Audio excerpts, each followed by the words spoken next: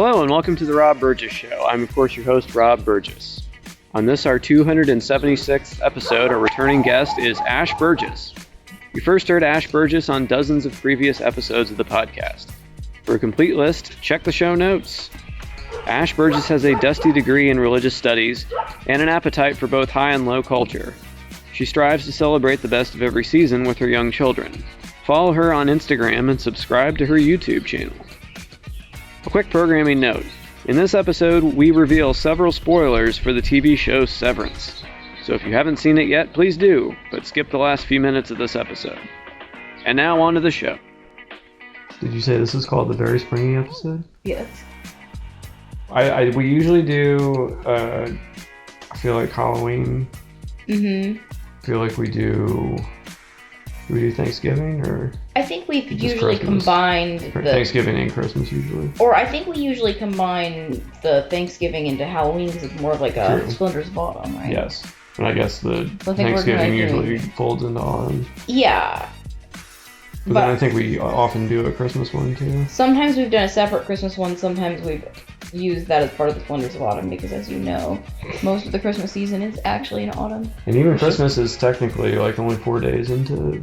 But that's what winter, I mean. So, like, once you realize that most of the good times of, like, the lead up to Christmas are also happening in autumn, it really just hammers home how bleak winter can be. But it's not winter anymore. No, for sure. That's why it's so exciting because, like, I think we were both very, very ready for it to be springtime. Oh my gosh, so ready. And I feel like we can't do this spring episode any later either because it's going to start being hot. Which is not appropriate for No, April, not at all. But it is, in fact, happening, so. But it is spring. It's a springy episode. It is, and yes, it's a very springy episode. That's a springy thing to talk about. Yes. My allergies have been very springy. I know, I actually, like, my body isn't feeling so good. But there's a part of my soul that feels very optimistic, though, as the world awakens from winter. And that part, I think, for me, outweighs the, like, physical trials that I'm experiencing currently because of all the flowers. But speaking of flowers, we do have some good flowers going on. I think that our, like, having flowers planted and stuff is, like, looking better than it ever has. We got our roses coming back. The roses are coming back they were already here, but we added... We trimmed them back. Well, I trimmed back the roses, like, I majorly trimmed them, like, all the way down to the ground last year at the end of the blooming season. And then I also kind of radically, like, ripped out a bunch of, like, weeds and just various random planting stuff in our front garden beds. And now we have purple tulips, which are just at the end of their run. Mm-hmm. We've got some grape hyacinth that it's still going, but it's, like, looking less good than it was a few days ago. Mm-hmm. We have that emerald creeping phlox that looks really good. And I actually thought that had died for a while because it wasn't looking so good, but it's looking good again. So I'm not really sure how long that will continue to bloom for. We also got some slightly used iris from some friends. Mm-hmm. I mean, not used isn't the right word. They were dividing their iris, as you have to do every so often, and they were generous enough to give us some, which I was actually really excited about because right before you said, oh, hey, they have some iris for us, I was actually thinking, wouldn't it be awesome if we could get some iris? Yeah. They're a later blooming flower, right? Yes, they should bloom, like, I would say end of May, maybe even to early June, unless they've shifted earlier. Yeah. I also don't know if they'll be, like, too surprised to bloom this year. I'm not sure. Like, just, with being transplanted and everything, I don't know how much of their, like, energy that, like, disrupts. So, like, we'll have to wait and see if they start sending up their, like, blooming stalks or not. Right. But I'm hoping they bloom, especially because I'm not fully clear on what color they're going to be. All I heard was white/pink. But, like, that could mean a lot of different things. I haven't seen the ones that they were split from in action, so I'm not sure. Are we going to have to split these next year? Probably not next year, but maybe... Year after? Yeah, I think every, like, 2 or 3 years. So what happens? The bulbs, like, split? They multiply. Like, that's how they have babies. Oh. So, like... But the problem is if they get too bunched together, then all the plants start doing that as well. Oh. But, yeah, so they make new bulbs that are actually just, like, additional new iris plants. Okay. But you do, like, it's just, if it gets too congested, then it stops, like, they stop doing as well. So you do have to, like, thin them out. But I really love iris. Mm-hmm. So I hope they do bloom this year, because I would be so excited to see them. Totally. And we got emerald bush. Yeah, well, it's not really a bush, though. It's a creeper. That's the emerald creeping Or, cross. sorry, a lilac bush. Yes, the lilac bush we have in the backyard. I'm actually wondering why that hasn't started blooming yet. Yeah. It should bloom, like, just about now. I think. I mean, usually they bloom right around Lilac's birthday. I mean, we did replant it not that long ago, so maybe it's still feeling a little bit shocked. It looks to me like it's moving closer to flowering. Like the buds are looking, like, ripe isn't the right word. The buds are looking more developed. But it just hasn't quite opened up yet. We also did have, like, a weird, that was almost like a week of solid storms, too, which might have set it back. True. Because I think it's triggered by, like, the sunlight and everything. Like, it likes the rain, I'm sure, but I think it needs a certain amount of sunlight to feel like it's awake and, like, doing its stuff. Totally. But I'm really excited for that. Well, like you said, after you planted some stuff, you, like, immediately were like, all right, what else can we plant? Like, it's so addictive, I think. Like, once you start planting things, it does really feel like, all right, what else can we plant? But our front is looking better than it ever has. It looks so good right now. I feel really excited about it. And I like it because, I mean, it's nice when you come home and you're walking in and it's like, oh, it looks good. And it's also nice thinking that, you know, when visitors come, they see it, and it's like, kind of sets a good, like, stage for people to, like, I care about where I live. Yeah, exactly. Respect it. Exactly. Like, I do think that really adds, it sort of helps prepare people to have a good time. Definitely, You know? for sure. But I think that's important. Definitely. But I'm excited to get some more stuff planted, especially around back, too. We really haven't done much to the back yet, and I'm eager to get more, like, I do want to get, you know, the flowers for later in the summer, like sunflowers and zinnias and all those planted back there, and then also I really want to get the herbs going now, especially now that I think we should be past frost. Yeah. Well, not this week, obviously, because we've got, as we'll discuss, we've got a lot going on. This week is too But after all the busy season has subsided, I would like to, like, start getting our, like, container gardening up, and also our raised beds going. Yes, I'm excited for that too. It's just, it seems like, you know, sometimes there's times, like, I mean, I guess the winter is a perfect example of this, where sometimes it feels like nothing is happening. Everything's kind of grayish. And then there's other times where it feels like it's good, but, like, almost like too much is happening. Definitely. And I'm only saying too much because I want to slow everything down and, like, savor it. And it's all just, like, racing by. I don't know. But we just had Easter, speaking of busyness. Let's talk about Easter, because I feel like Easter went really well this year. Definitely. I think this was one of our best general, like, Easters, as far as I feel like the baskets all came out really good, and then I think the flow of the day worked really well with the kids. I mean, you know, there was obviously, like, some predictable sugar crashing at a certain point, but, like, it was within... That comes with it. It was within the expected realm. It wasn't anything that was just, like, this is outrageous, like, what's happening, you know? Yeah. But I feel like it just, you know, it all kind of flowed well. I think the kids had a really good time. I felt more solid about kind of, like, locking in, like, our, like, ways of doing things, like, our small traditions, because I think that's the thing about, like, when you first kind of start having a family and you're starting your traditions, sometimes it's like you haven't quite clarified how you want to orchestrate things, and I feel like more clear on, like, our general flow of how we like to do Easter. Yeah.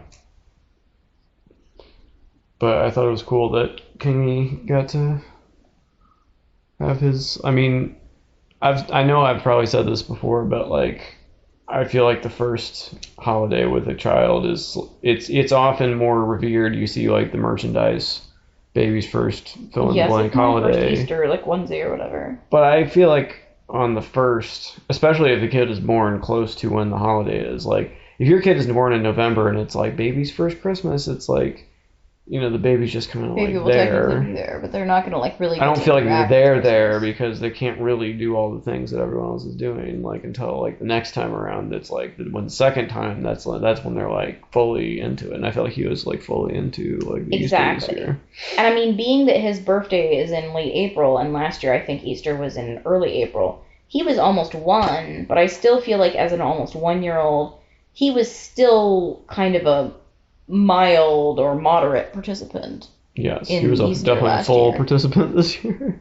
Yes, I mean, well, last year I don't think he was. I mean, he was eating, but not where he was like really enjoying all the Easter foods. You know, he was like maybe tasting some things, but he wasn't like ravenously like eating the way he does now. This year I think he's more.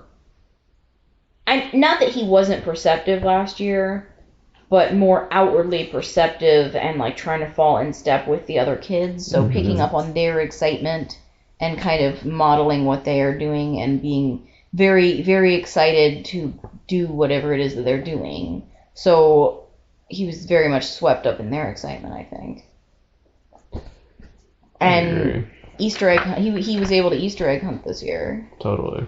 I think last year we didn't even end up doing the Easter egg hunt. No. I don't even remember exactly what happened because I know we got eggs, and then I'm not even sure if we were just. I know we were moving and a lot of stuff was happening last year, so I don't know if we were just overtaken by events and just didn't do it or what happened. But. Well, when was Easter last year? Early April. So like before we obviously were here. We were at our other house, but I think we were like. A very transitional point where we were packing and everything felt weird, you know? Yeah. I don't remember exactly why we didn't. Also, I don't know if the weather didn't cooperate or what exactly happened. But anyway, I don't think he would have really done as much Easter egg hunting last year anyway, because I mean, I don't even think he was walking then. Whereas, I mean, this year he's like running, you know, through the yard looking for stuff. Oh my gosh, yes. He was so excited. And he loves going outside and running around. So, like, going outside and running around with everybody and, like, looking for fun things that have, like, candies and stuff in them, like, what could be better? And he loved reading that one book about the baby's Easter. Yes, we have. Well, I always pull out all our holiday books in advance of the holidays. So, and we have several books about the baby celebrating Easter that I think really got him ready because I know that he was very influenced by one of those books because in one of those books the baby stays awake to try to see the Easter bunny. But a few nights before Easter, he woke up a couple times in the night, and when he woke up, he said to me, "I can't see Easter bunny." So I really think he was trying to copy the baby in the book and stay up to see the Easter bunny, which is like maybe not ideal for him to copy, but it was super cute. It was. But I think one of the cutest things too this year was, so since we now have a 2-story home, we had the kids put their baskets out the night before Easter empty, and then come down the stairs on Easter and their baskets were like, you know, all filled, which is something that my family used to do. Like you put out your basket and then it's, you know, kind of magically filled in the morning.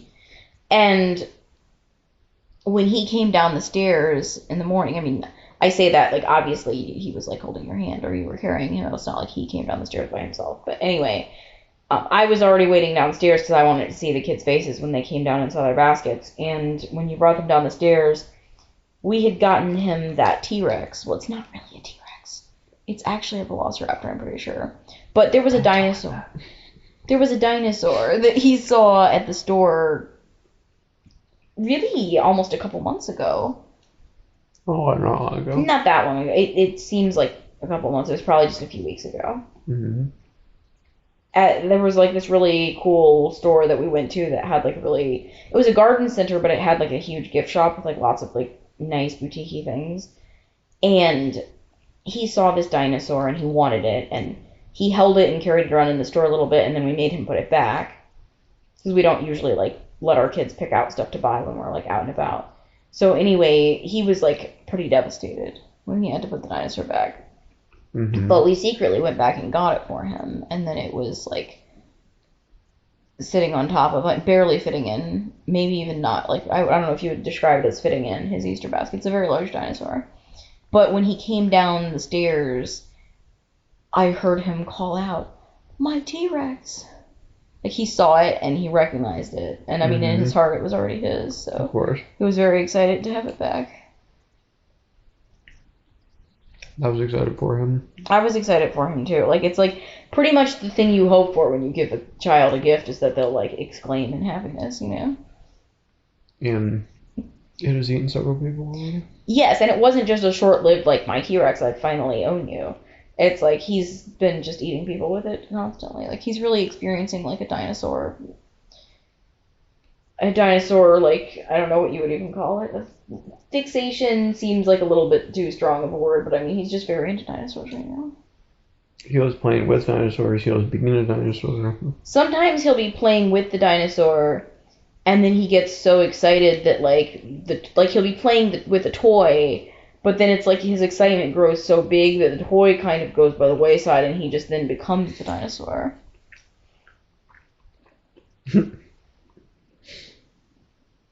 Yes, that was very exciting. He told me the other day that dinosaurs knock on the door and that you are very afraid. Like you or like me? You. Like mommy? Mommy afraid. Oh, man. I would be kind of afraid if dinosaurs knocked on the door, actually. But so. Kingy said he would let them in, even though right before that he said the dinosaurs bite. So he knows they bite. He knows I'm very afraid, but he's still letting them in. Is it just because he loves them so much he can't say no to the dinosaurs? I mean, they did also knock too. I mean, so that was very polite. Maybe the fact that they're knocking demonstrates that they are going on a naughtiness. So. Kingy seems willing to take that chance. But. Yes. But in general, I feel like the Easter baskets turned out really well. Yes, they did. And I've been sort of making my way back onto YouTube with making shorts. Well, you didn't used to make shorts, right? Were shorts even a thing before? Is this when they were starting to try to compete with, like, TikTok or whatever? Yes, I feel like I don't know when I don't remember shorts existing and then they appeared. And no, they did not. I assume they're trying to compete with TikTok. Well, I guess, what came first, TikTok or Instagram stories? I thought that Instagram stories was also competing with TikTok, but I could be wrong. What came first, Snapchat or all that? I think Snapchat's not even. Snapchat's not even a thing anymore. I think there's like something else now, but no, I think Snapchat was a long time ago. I think the thing with Snapchat was that the chat would like disappear after a certain amount of time, right? Right. And it wasn't like, and I think with Snapchat you were posting like to your followers. It wasn't the same type of thing where you could just like scroll and like see what's out there. Mm-hmm. But yes, I've been making YouTube shorts, and I've made a few over the course of like my putting together the Easter baskets this year. Mm-hmm. And I enjoyed doing that. I mean, I think sometimes the short obviously is too short to really go into any depth, but it also feels more doable to me because, you know, I'm usually with the kids, and it's really hard for me to find time to film like a sit down like long form video. Even sometimes finding like 10 minutes to film the 2-minute video seems challenging, but it's like it's within reach enough that I'm doing it, which I really like because, you know, I had really missed doing YouTube because it is something that was kind of like my hobby that I was doing sort of for me, even though I do it like about like homeschooling and kids and family and stuff. It's still like a personal, I guess, creative outlet.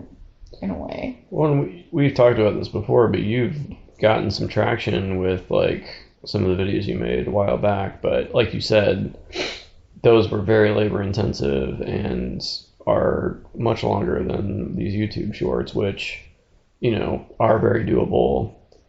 And I think now that you've been doing them more often, YouTube is like rewarding you with like, but I feel like you're getting probably suggested more in like the algorithm or the feed or whatever. That's very possible. I'm not sure how they like do that, but I think the thing is, I mean, of course, I would like to up the kind of production values of my shorts because I haven't really been doing anything fancy with them. I've just been shooting them just like one continuous take and just kind of post.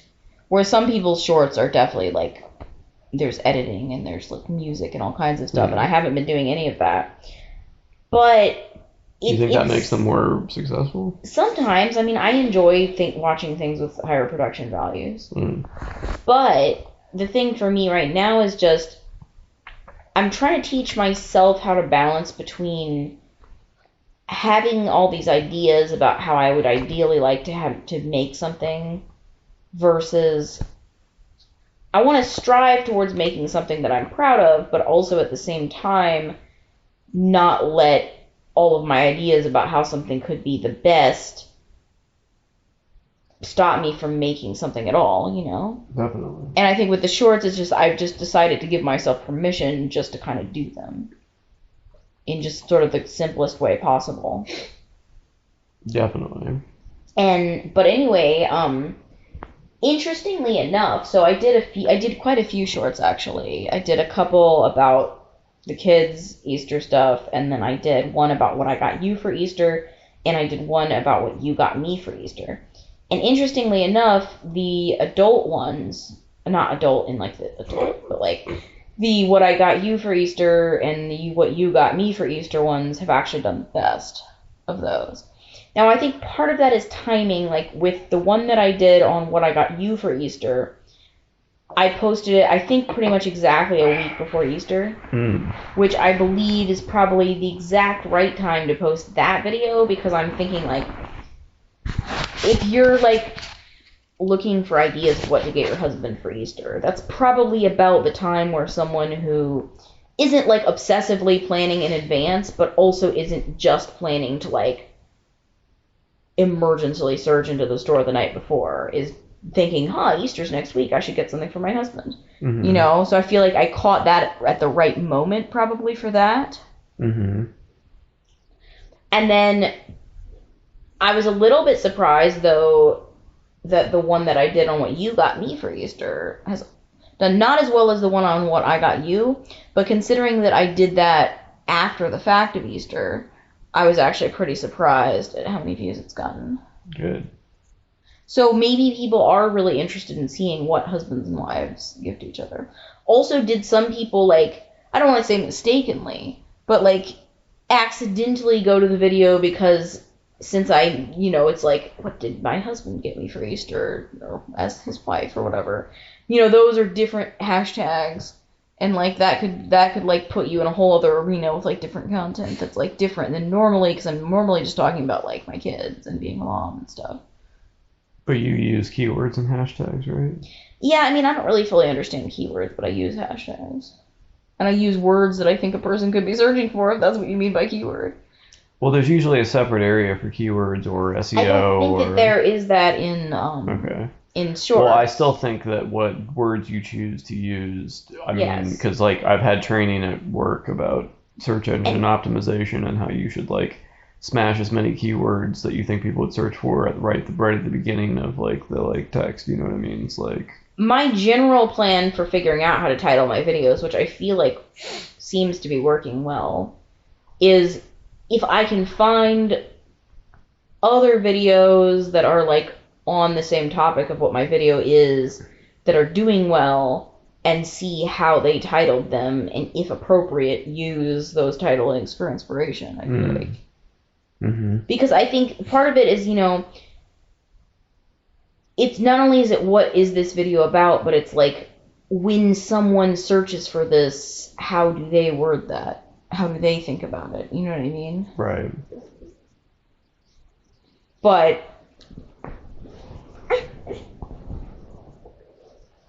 I also felt like you did a nice job putting my Easter basket together. Oh, good. I'm glad your video wasn't like, well, let's list the ways my husband disappointed me with his Easter basketry.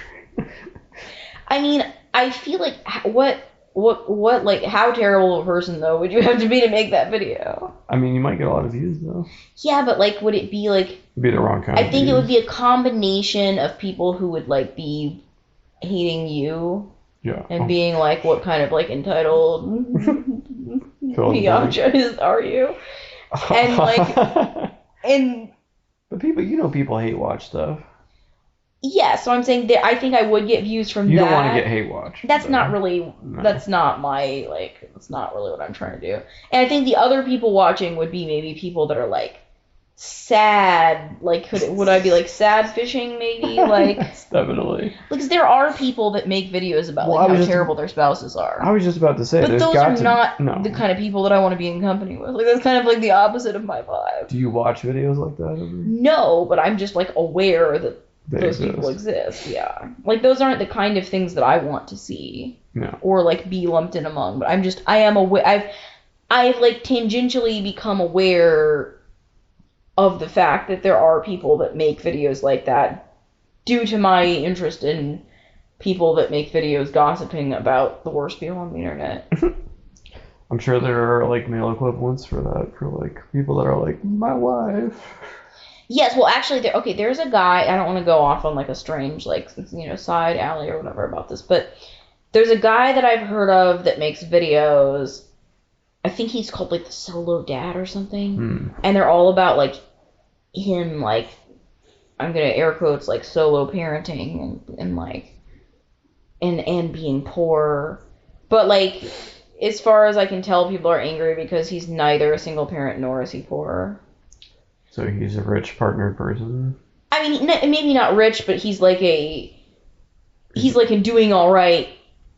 He's not poor. He's doing okay. Doing more than scraping by. He's doing okay, and he's partnered, but, like, his wife maybe works long hours, so he does possibly do a fair amount of childcare where he is, in fact, at certain times the only parent home. But it's like he styles himself as in, like, I'm just like a single, man that has to care for these children, and I'm on my limited budget, and it's like, that's not really who you are at all. But I think I think that's, I guess, the closest equivalent to, like, a guy making videos about how much his wife sucks. I mean, I'm sure there are worse guys that make videos that are more directly, I'm just saying that's a guy that I'm aware of. But, like, going back to those people, I think we talked about them last time we did a podcast, those Resilient Jenkins people. Oh my gosh, they're still at it, huh? Yes, but one of the things that they did that made people angry was that... Was this before or after they got evicted from their apartment with, like, I think this was twice as many people as there should be? During the eviction, but, like, one of the things that they did that made people very angry was that they made a video where it heavily implied that the husband or the partner or whatever you want to call the guy in this relationship between the man and the woman and who are the heads of the family... I'm struggling to label their relationship because, I mean, they're together, but, like, she's married to somebody else, but that's a whole other side thing. But anyway, wow. They made a video strongly implying that he was, like, abusive. Oh, no. But, like, they made it in this very awkward kind of, like, sad fishing sort of way. And then How do you define sad fishing? Like, where it's just, like, you imply this, like, sad story kind of fishing for sympathy and also maybe for people to dig to try to know what the details are of the story and feel bad for you and be like, oh no, do you need help? But then it's like, they made the video and the video seemed the video just seemed a little bit weirdly staged. And then after they made the video, they got a lot of, like, attention for it, but I guess maybe not in the way that they wanted. So then they made a follow-up video that was like, we just made this video to, like, see who the haters were or something. What? And so then it's, like, unclear, and it's like... So wait, you're saying you lied about this then? Or? Yeah, so they made the video sort of implying that the guy was, like, abusive, but then they made the video saying that they made that video as, like, just as and it's like, but the problem is that is this like a prelude to when we actually find out this guy is abusive and it was, like, just to throw us off the scent because it's like, oh, we just wanted to test your loyalty? Well, there was another internet scandal involving, did we talk about that 17 diapers woman? I don't think so. Okay, so there's this woman, I think her name is, like, Nurse Hannah or something, and because I think she worked as a nurse or something at some point, but I think she's called 17 diapers because the thing that she went viral for was she like did a house cleanup and she picked up 17 diapers from like around her house randomly, which is gross. Wait, so that's what she named her thing? I don't know if she's named that. I think people just refer to her as that because that is the thing that she went viral for. I think her name is like Nurse Hannah or something. I don't know. But there's like a lot of diapers to find. But the darker side of the situation is that she recently, I mean, she came to my attention because people were talking about her a lot because she posted a lot of videos in which, going back to what we were talking about, where she just complains about her husband a lot, like how he never helps her, he never does anything, and on and on and on. And then also, though, she posted some videos, like maybe by accident, it's like hard to tell, like, you know when someone's so deep in a situation that maybe they don't see how bad something looks? Mm-hmm. Like, she posted some videos that made her husband look really bad, like, in regards to, like, how he treats their children. But, like, in a way where, like, it didn't seem like she was posting them on purpose to be like, look at my husband and how awful he is. It was more that, like, maybe this seemed normal to her, so she didn't realize that people would see that this is, like, not normal. Like, things like this is, like, say, like, this is, like, a longer video about something else, but, like, in the video, maybe they're eating, and the kid reaches for, like, some food, and, like, the guy, like, flicks the kid's hand away. Or, like, there was another one where they were, like, at the grocery store, and the guy, like, approached the cart, and, like, the kid, like, flinched. Like, just, like, things that look bad, like, because it just sort of, like, implies, like, that this person is, like, mistreating this child. But, like, in a way where, like, it didn't seem like she was posting those, like, aside from the fact that she complains about this guy constantly, it didn't seem like she was posting those things intentionally. Those were just moments that people caught up on in, like, something that she had posted about something else entirely. You know, it's like, this is just like a day in the life or whatever, but it's like somehow those moments made it in, maybe because she didn't realize that they looked bad. And then other people are like, ew. But going back to what I was saying about sad fishing, like, with her going, like, complaining about her husband, but then they started to receive all this blowback because people were like, oh, we've seen all these moments in these other videos where it looks like he is actually, like, abusive towards the kid, and also she's saying that he's a terrible husband in all these other ways, he sounds like the worst. So then she made a video that was like, guys, all of those videos where I complained about my husband being terrible were satire.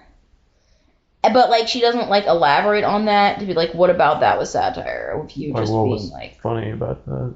Yeah, like, what was funny about you being, like, my husband doesn't ever, like, help me with anything and, like, sucks the most. Like, but anyway, yeah, so I think there are a lot of people to, like, bring it back to where we were so that we can get out of this topic. I think there are a lot of people that, like, internet complain about their spouses, and, like, I just feel like... That's not the type of energy that I would want to attract. No, that's very ick to me. Like, I generally, like... Not like I'm looking for people that seem like they're living, like, perfect, shiny, like, fake lives, but, like, I'm generally looking for people that I want to feel, like, inspired by, to some extent. Like, I like when I see a couple that seems to have genuine, like, seems like their relationship, they have, like, a very good working relationship. Like when I see, like if I'm following, like, someone, like, I'm usually most of the people I follow are women, and most of them are, like, partnered with men.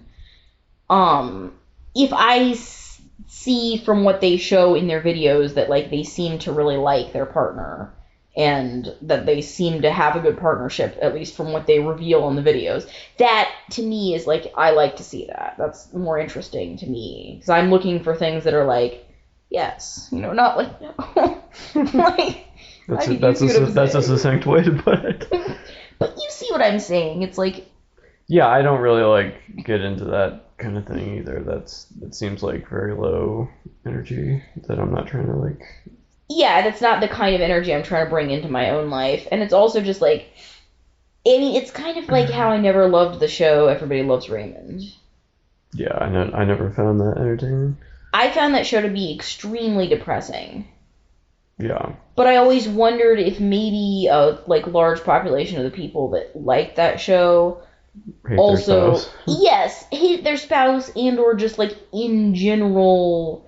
aren't happy with have their had life experiences that led them to think that, like, this level of unhappiness that they're trapped inside of is, like, the best that one could expect from life or something. Mm. Do you know what I mean? Yeah, I never liked that show. Yeah. But anyway, so no, those aren't the kind of videos I watch. But going back to the fact that I did like the Easter basket that you made for me. Oh, good, thank you. I'm particularly excited about my Office Polly Pocket that you got me.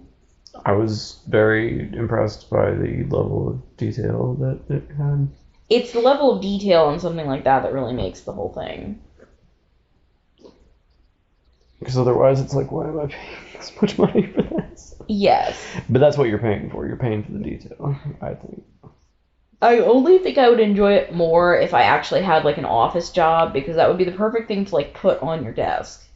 Yeah. And then kind of, like, poke at occasionally while you're, like, at work or something. Totally.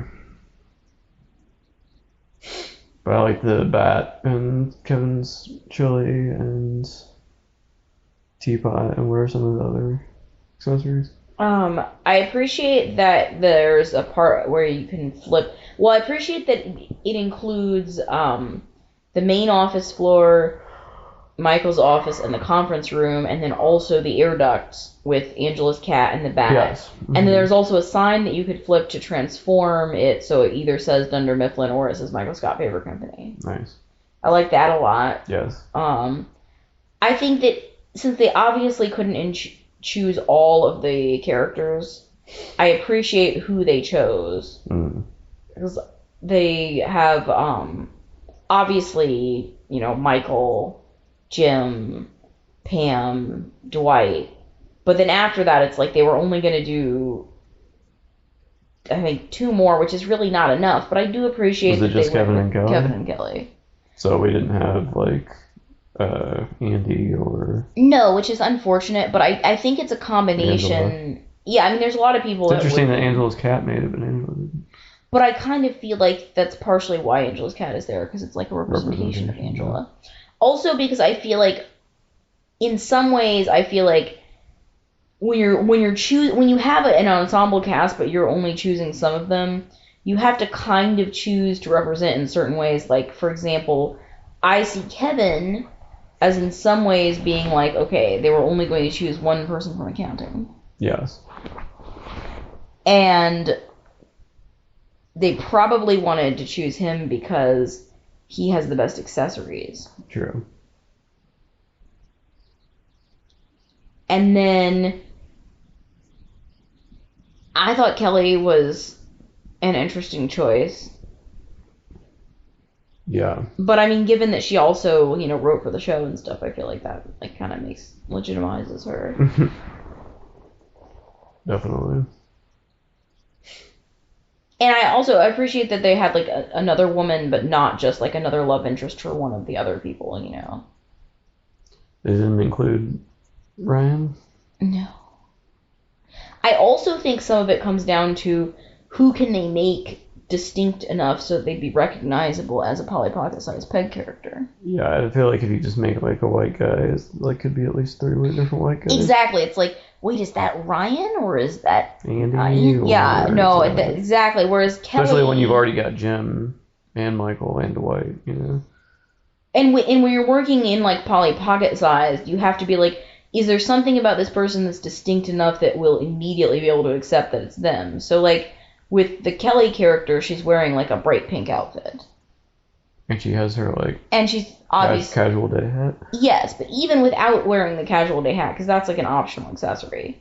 Even without the casual day hat, though, no one else in the office would wear the bright pink outfit that Kelly is wearing. In addition to, obviously, she's like has, you know, a distinct skin and hair tone. Sure.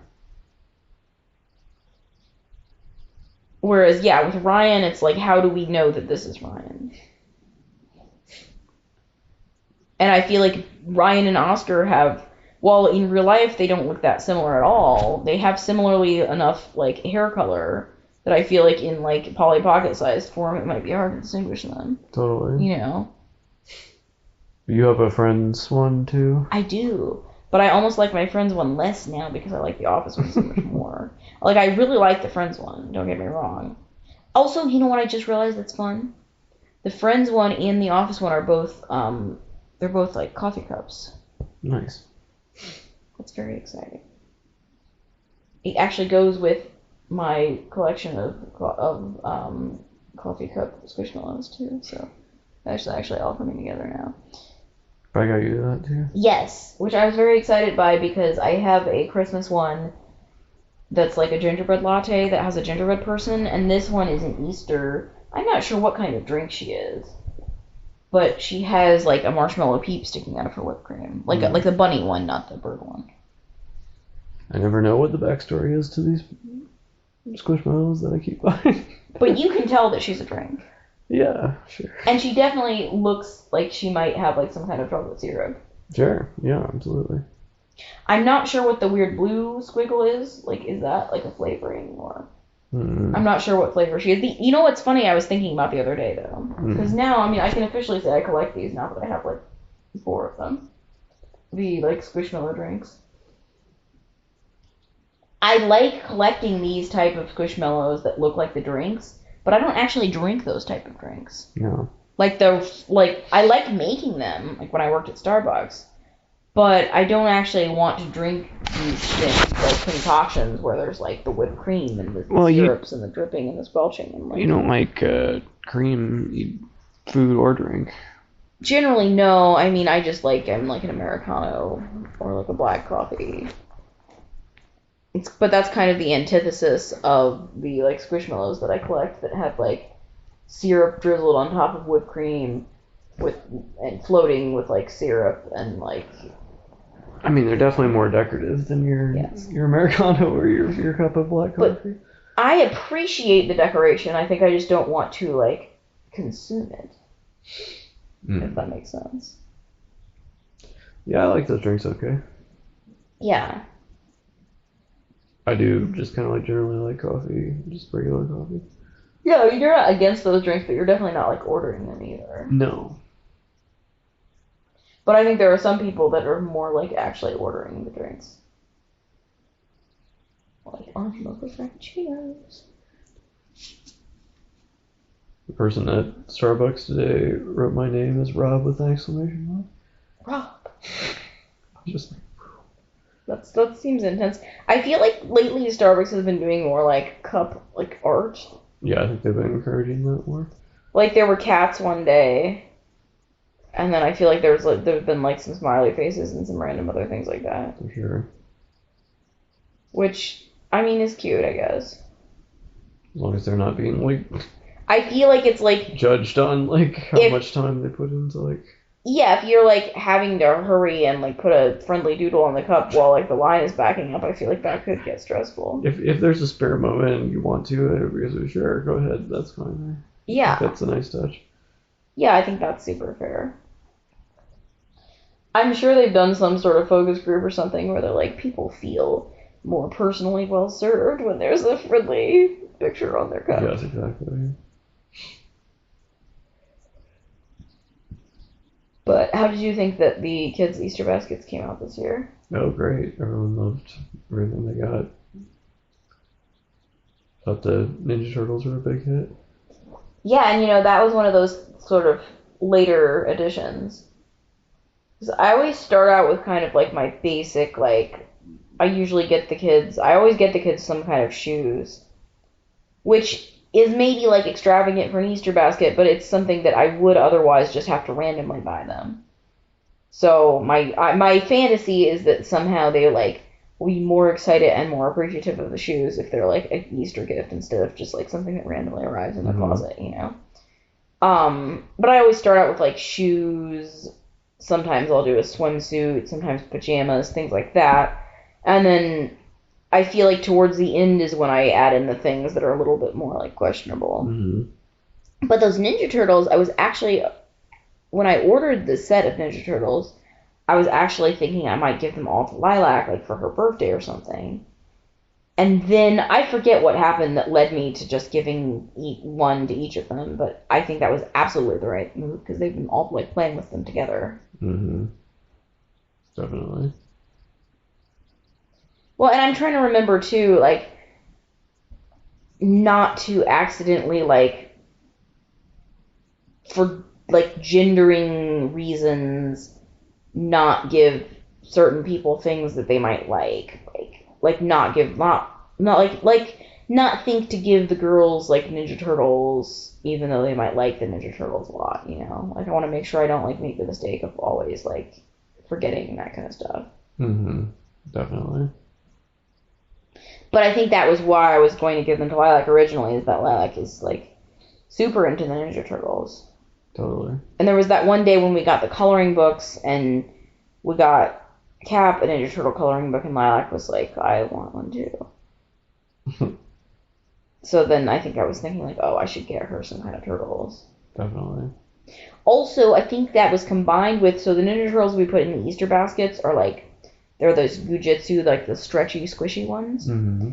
And I think part of why I also wanted them too is that you had gotten out of the closet, there was, like, a stretchy, squishy lizard toy that I think we had to put away because the kids were fighting over it so much, and you had gotten it out sometime recently, and the kids were once again enjoying but also fighting over it to the point where I think we've had to put it away again. But I think that was also what kind of set me, like, my mind rolling on the idea of, like, maybe when I saw the good deal on, like, the multi-pack of the Squishy Ninja Turtles, I was like, people might really want to play with these, like, squishy toys, you know? I think squishy toys are very memorable for children. I still remember the Stretch Armstrong I had. I think it's something about, like, the sensory... Being able to, like, pull it, like, apart and, like, it's, like, stretching in your arms. Yeah.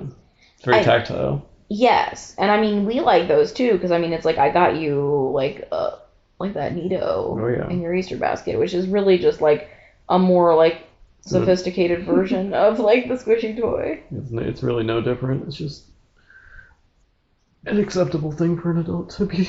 Exactly. More so than a squishy Ninja Turtle. Exactly. But I always am a little bit scared, though, because it's like, you know that one day someone's going to stretch the arms of the Ninja Turtle too far, and then it will rip, and then it will cry. And it's these like, kind of things are here for a good time, not a long time, sadly. I tend to shy away from getting our kids stuff like that, because I like things that are, like, good, lasting quality, and also just, like, I hate when they get so sad when, like, one of their toys breaks or something. It makes me so upset. Like when a mermaid's tail falls off or something, it just feels so bad. Yeah. Fetch Muriel was loved well. Oh, you mean the dollar store mermaid? Yeah, but she fell apart so quickly. That was very upsetting. Super upsetting. It was not. They tried to make it work, but they could not. Yeah. All the books that we got, I think, were quick hits for the Easter baskets. Mm-hmm. Emerald read me her chapter book, like, all in one day. She was just going to read me one chapter, and then she kept being like, please, can I read some more? And it's like, it's hard to say no when your kid is, like, excited about reading, you know?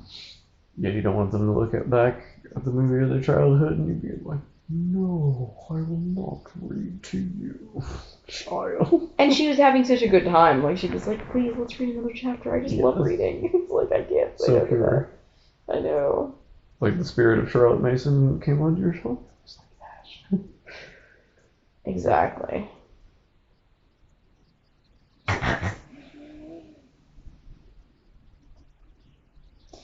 And let's see, they all got their first Cadbury egg.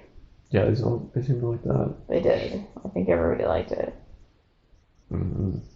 And chocolate bunnies, of course. Kingsley ate a lot of white chocolate. Oh my gosh. I think getting him the white chocolate bunny was the right move, though, because at least it was non-staining. Totally.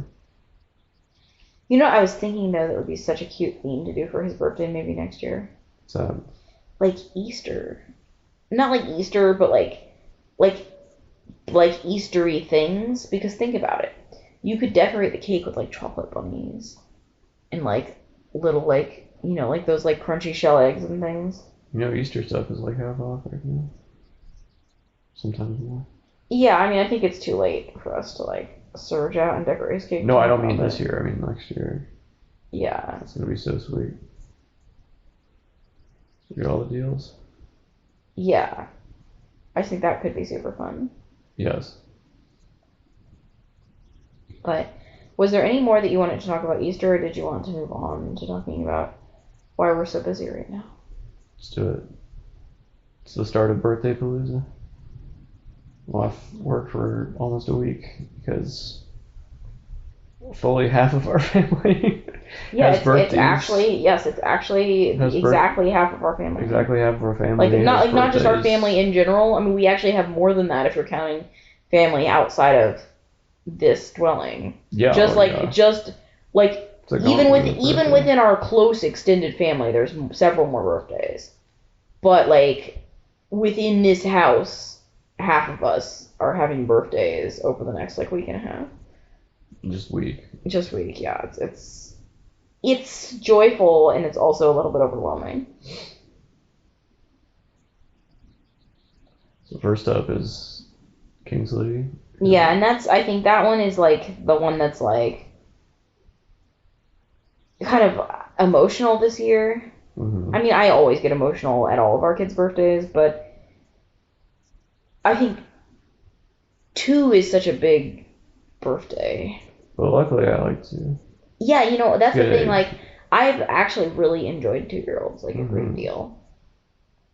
People are always terrible 2s, but I actually think 2's usually pretty good. Yeah, no, I mean, I think that when we first had kids, I feel like I was steeling myself for 2 to be challenging because everyone, I'd always heard that terrible 2s and on and on, and oh no, they're turning into a toddler or whatever, and then I actually was I thought 2 is delightful.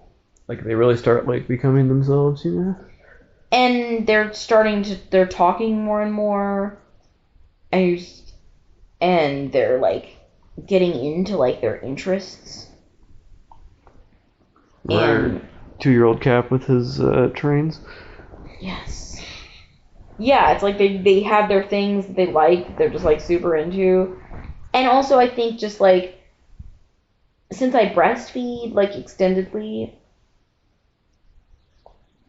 it's more fun isn't the right word for breastfeeding, but it's kind of the pressure's off. Even after the first year, the pressure's kind of lifting. I feel when they're an infant and milk is all they need, it can feel very consuming and stressful. And it's kind of really fun that by the time they're 2, they're really just eating all the stuff, Totally. And not just that they're not relying on you solely for milk anymore, but also just I feel you're able to do more things and not be this person needs to take 5 naps a day, Totally. He now just takes 1 long nap a day. So it's not I feel I'm always on the edge of him wanting to nap and nurse. I feel there's more time in the day when other stuff can be happening, which is exciting. Totally. But it kind of hits hard because it's 2 is a big baby. He's not a tiny baby anymore, No. He's not he's definitely not a newborn. I definitely didn't feel he was newborn when the dinosaur was eating me yesterday. Exactly. And that's he's a full-on guy. But he likes being one of the guys, that's the thing too, is that he's always been in such a rush to join the big kids. And he sees so much fun happening right before him. He doesn't want to be left out. I realize though it's all about perspective because I remember when our oldest was 2. And I felt he was so old, he was really. Whereas now, I understand, comparatively, when I look back at pictures of him when he was 2, and I'm oh my gosh, remember when he was little? Mm-hmm. And now I see him now, and of course he looks old to me now, and I'm sure one day I'll think, oh, he was still so little then. Yes. But so I think I am able to recognize more that Kingsley is still small in a way that I didn't as much with our older kids, when they were at this age. Yes. Because even as fierce as he is, he gets very easily scared if I try to roar at him. No, that is really funny because I feel He's so like, fierce. he'll be so fierce, like he literally like shaking. And like shaking and growling and like he's like bugged out. And he's like clawing at you and like eating your like toes with the dinosaur toy. But then like I feel like you'll sort of whimsically be like rah, and he'll be like too scary, and he'll like come and like clutch onto my legs and be like, Daddy was too scary. Yeah. Daddy was too fierce. He's so articulate though. Today he told me that he was feeling nervous. Because, well, we had a dog come to visit us today, which was very exciting. And mostly the kids were very excited, but, like, some of them were, like, varying degrees of nervousness. Yeah. And he was one of the ones that was, like, kind of mixed feelings. Like, he was very interested, like, because he kept wanting to see it and, like, talk about it, but he also did get nervous, and, I mean, he told me, he was like, I feel nervous. That's good. Yeah, his vocabulary. But that's good. Like, but I mean, that's one of the things that I've enjoyed about 2-year-olds in general is that they're more able to like talk about how they're like what's going on, you know. So he said the fountain was gushing. Yes, which I thought that was a very. But Good those word, are both. Yeah. I feel like somebody listening to this is like not even going to believe us that are like are like just turning. Yes, our 1-year-old, both in the same day, both described a fountain as gushing and said that they were feeling nervous. But like, our children have all for whatever variety of reasons been hyperverbal. Yes, like very quickly. Well, even Cap, like our oldest, who didn't talk as much, he was still able to talk. Like he had a lot of words, he just didn't like use them as much when he was this age. I think because like there were not as many siblings to like try to like either talk to or like talk over, you know. But still, like he definitely like had the words. I never felt like I know some people end up in a situation where they're like struggling because it's like if the baby's like not saying anything, that can be hard. Mm-hmm. But still, it's like I'm not trying to brag because like I realize like a lot of it's just like it's luck of the draw. I mean, not luck of the draw because I think there are circumstances that lead to it, but a lot of those circumstances are like not. It's not anything that we did, it's just kind of like who we ended up being circumstantially, I guess. Yeah, I mean, it's nature and nurture, it's a mix, you know? Like, we encourage it, but it's also there to be encouraged, you know? Exactly, and I think some of that is just kind of like, yeah, I'm sure a lot of it's like genetic or like whatever. Like, we read the newspaper, we read books, we talk about ideas, we don't just sit and watch, like, TV all day, you know. And I do think that helps, but at the same time, I know that there are people that do all of those same things and still end up having to like get speech therapy because their kids like are like barely talking. Yeah. So sometimes you do those things and those I'm not are trying to discount anyone else's like struggles at all. But... No, I'm just meaning that like sometimes you can do all the right things and they all do what you hope they'll do and like it works out, and other times you can do all those things and for some reason it just still doesn't quite hit. Mm-hmm. And it's very mysterious, but like for whatever reason all of our children were just like born knowing how to talk. Didn't their mom talk like right away? I mean, she said hello to you when she was like, what's it, like 2 weeks old or something? Yeah. I remember this very distinctly because it was night.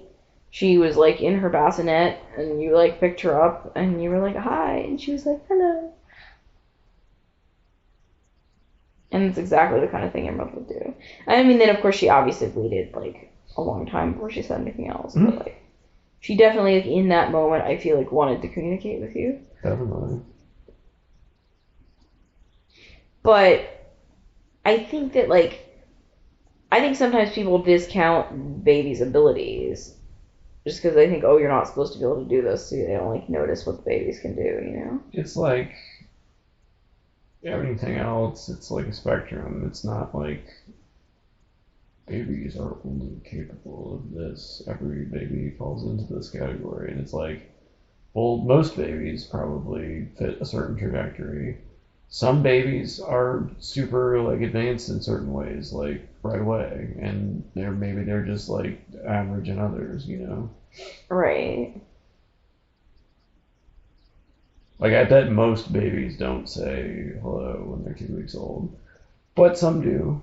But it's like, I'm saying, like, maybe, like, our children, for whatever reason, were, like, have all been like genetically like born with some maybe their language center is like early accelerated like early to like ripen or something. Maybe we talked to them in utero more than other people. Maybe it's like who knows, but I think it's hard to actually figure these things out too, because I mean obviously for good reason you can't really do a lot of experiments on babies. Probably for the best. No, it's definitely for the best. Unless there's a natural experiment where you didn't actually set it up and you can just use the data from something that actually that's pretty happened. much the only thing they can do, but it does make actually learning a lot of things very difficult. Yeah. Because like all you could do to like experiment about this would be like monitor a bunch of families and try to find a way to like quantify and categorize how all of the like theoretically language supportive activities that they engage in, and then be like, and then how linguistic was the child? You know what I mean? It's like it's so hard, so we won't know, but have we talked in the podcast before about your love of Cadbury eggs? Probably. Seems like something that would have come up. It does. But yes, I do love Cadbury eggs. They're really good. I think that something that fascinates me about your love for Cadbury eggs is that, in general, I would say you slightly lean on the side of, like, you're not really that much of a sweets guy.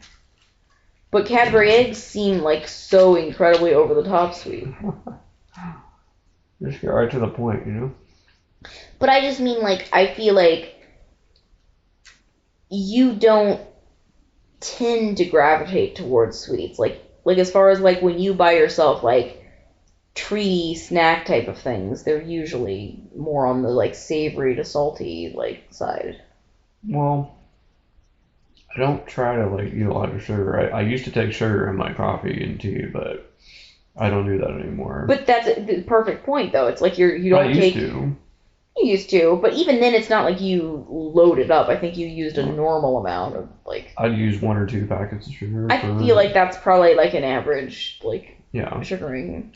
But that's what I mean. So, like, you don't, like, drink sweet drinks. When you buy yourself snacks... I don't drink soda. You tend to... Yeah. Anymore.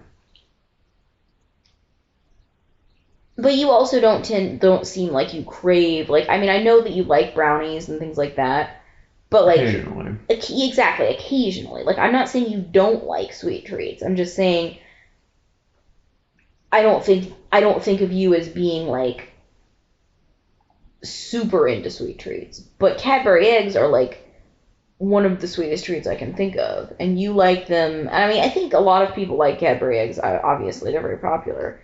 But I feel like you like them on, like, the, like, more intense end of the spectrum of people liking them, too. Yes, I liked them as a kid. I liked Cadbury even more when I was in England. We got the real stuff. Not the stuff that they make here. Mm-hmm. And, yeah, they're just great. I do like the original better than chocolate, I will say. I feel like there was a while where we saw some other flavors that seemed to have disappeared. Like, do you remember wasn't there one that was orange in the center? Is that the Scream Egg? No, it was like orange, like, I think it was like an orange flavor. Like, you know, like chocolate orange, okay, but like Cadbury egg that. orange, like orange cream or something like that. Yeah, I've never really dug...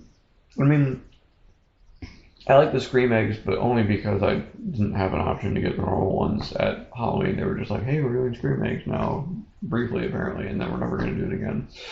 But they were green, and they came out during the Halloween season, and then they just took them away. Yes, but you're saying that you've never liked any of the other flavors that much? If they had just had the normal ones at Halloween, I would have just bought the normal ones at Halloween. Yeah. I understand that, but I'm also saying that you are apparently the reason why all these other flavors have been canceled. Because you were not buying them. I don't need them. But I'm surprised they haven't... Well, do they still have the caramel ones? Yeah, I think so. Some people like those. I feel like those, like... I just don't think I can handle the amount of sugar that is, like, packed inside of a Cadbury egg. It's, like, well, I don't eat more than, like, one or two. No, I'm not criticizing. At a time. I'm not criticizing your eating them. I'm just saying I feel like it's. Sick if I eat more than that. No, but I'm not criticizing your eating them. I'm just saying like I can appreciate them conceptually in a way that I don't think I'm able to like physically appreciate them. I don't know. There's something really, really good about them, But conceptually, as a person who likes caramel, I feel like the caramel ones would be good. I feel like too much caramel for me personally, but. Is it just the whole egg filled with caramel? Pretty much, yeah. That does seem like a lot of caramel. Like, the middle part of the Cadbury egg is where it's at. But it is the nice, like, interplay between the... I mean, it's again, it goes back to this contrast of texture that is the key to every successful snacking experience. I would still like to make Chips sort of and salsa. Yes. I would still like to make sort of an artisanal version of the Cadbury egg where, because I think that part of what I find overwhelming about it is that the whole center is just kind of like sugar. Yeah. But like, what if you were, I don't think you could make this shelf stable, but like if you were making this just like as like, you know, just to eat, you could make the filling so it was more of an actual like whipped cream type of base and like not very sweet. I think that would be really good. That probably would be good.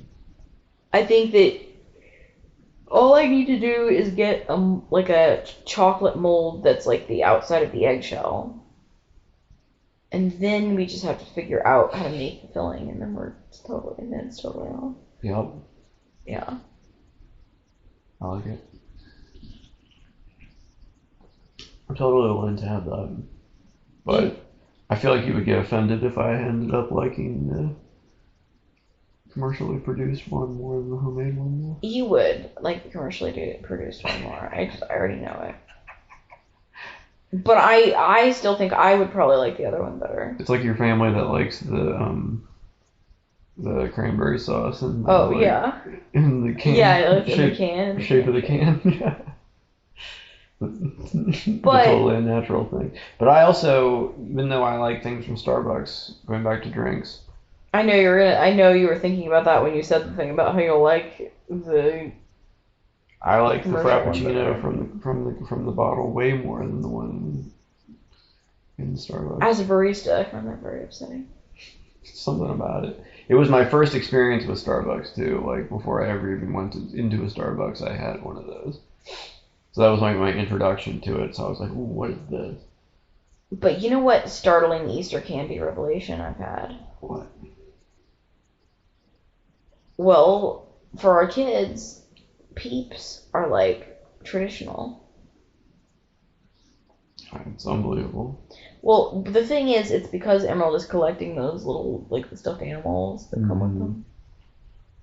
That's really what's pushing Good merchandising? Yes, exactly. When the merchandising is itself an advertisement for more merchandise. Yes, it's very good. It's really how you do it. Yes.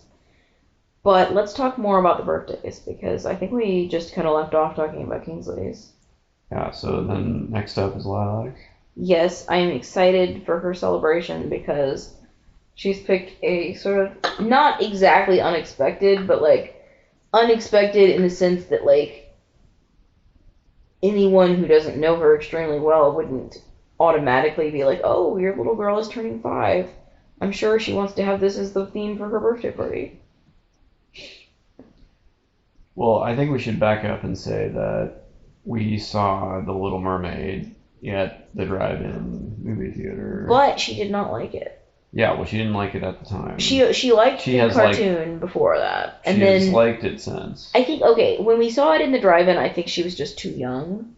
She was scared. Because, well, and I think she got bored, too. Remember she found, like, a dinosaur book that was, like, wedged under one of the seats and, like, read it, and then she was, like, ready to go home. Yes. Also, the drive-in was not good that day because I don't know if it was a combination. Or the screen was too dark or something. Yeah, it's like I couldn't even see most of that movie. Yeah. Like I couldn't tell like what was like all of the under the sea parts, which was a lot of that movie. Yeah. I couldn't see what was happening at all. I felt like Inside Out 2 was a better experience on the drive-in screen. It was. I think everyone could tell what was happening. It was a very much brighter movie, though. Also, I wondered if the drive-in didn't adjust something correctly or something for that movie. Yeah, I it's couldn't. entirely possible. Yes, I mean, that was just not a great drive-in experience, but since then she has come to adore Ursula's songs.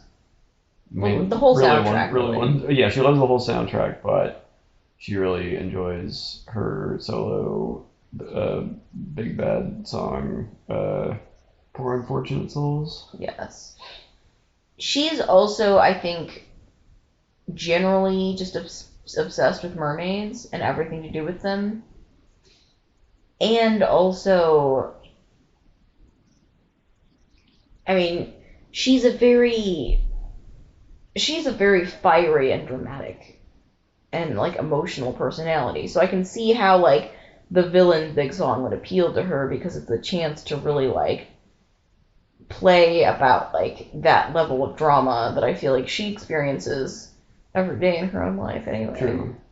I think, oftentimes in Disney movies, the bad guy often gets some of the... I mean, I'm excluding The Hunchback of Notre Dame when I say this, but I often feel that the so-called bad guy will get one of the better songs of the movie sometimes. Yes, or at least, like, the song about them. Like, because I really like that Gaston song. Yes, exactly. But that's, like, I mean, isn't that sung Bella Fou? Partially. I guess it's kind of a duet. Gaston does kind of. It's a kind of a duet between them, and yes, you're right. Because he does one part and he does another part, and they kind of join in together.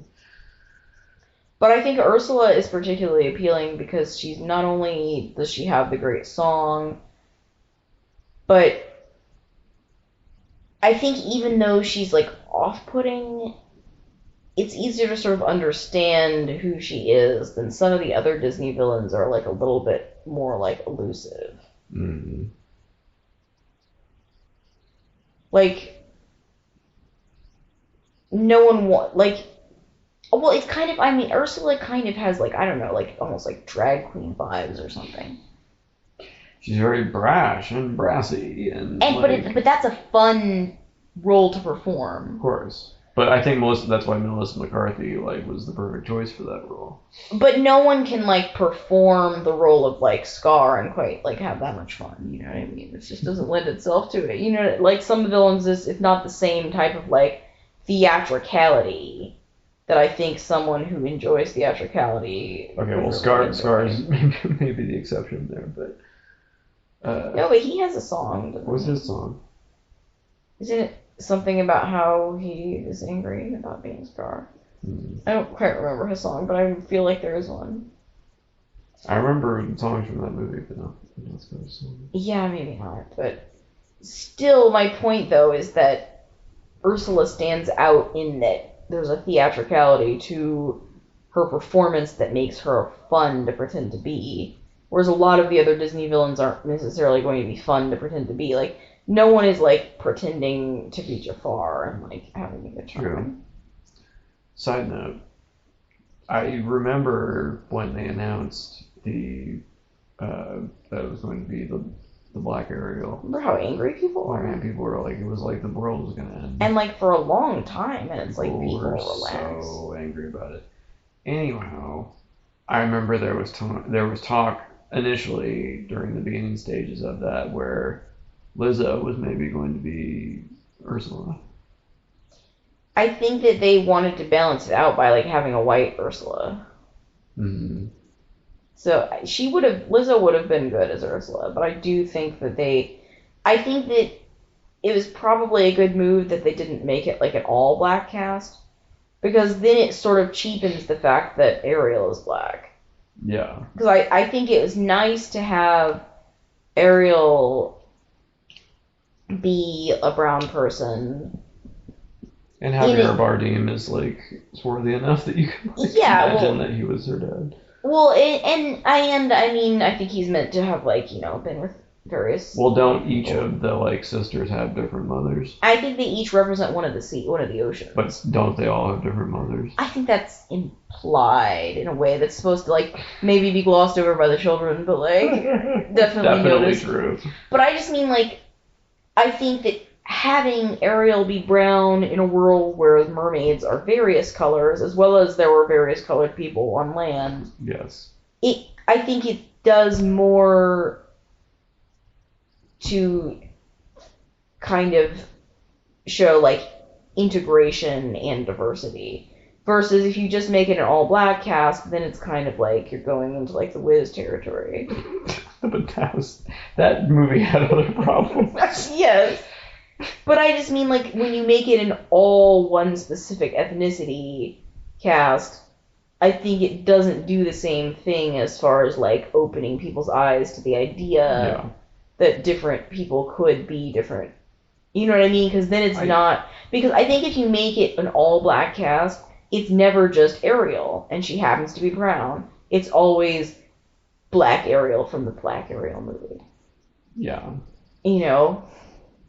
No, but I want to go back to The Wiz because I feel like I need to explain why I don't like The Wiz. You mean because it's terrible? It is terrible, and it's a shame that it's terrible because it has so many talented people involved, from the director Sidney Lumet, who did Dog Day Afternoon and many other great movies. The kids hated The Wiz, though. They were like crying. It was terrible. I hated The Wiz. But like, the thing about it that made it wrong to me was that they put the Wiz, the story of the Wizard of Oz in gritty 1970s New York City, and like that is not the vibe that like I wouldn't mind if they like had a black cast go to the Land of Oz.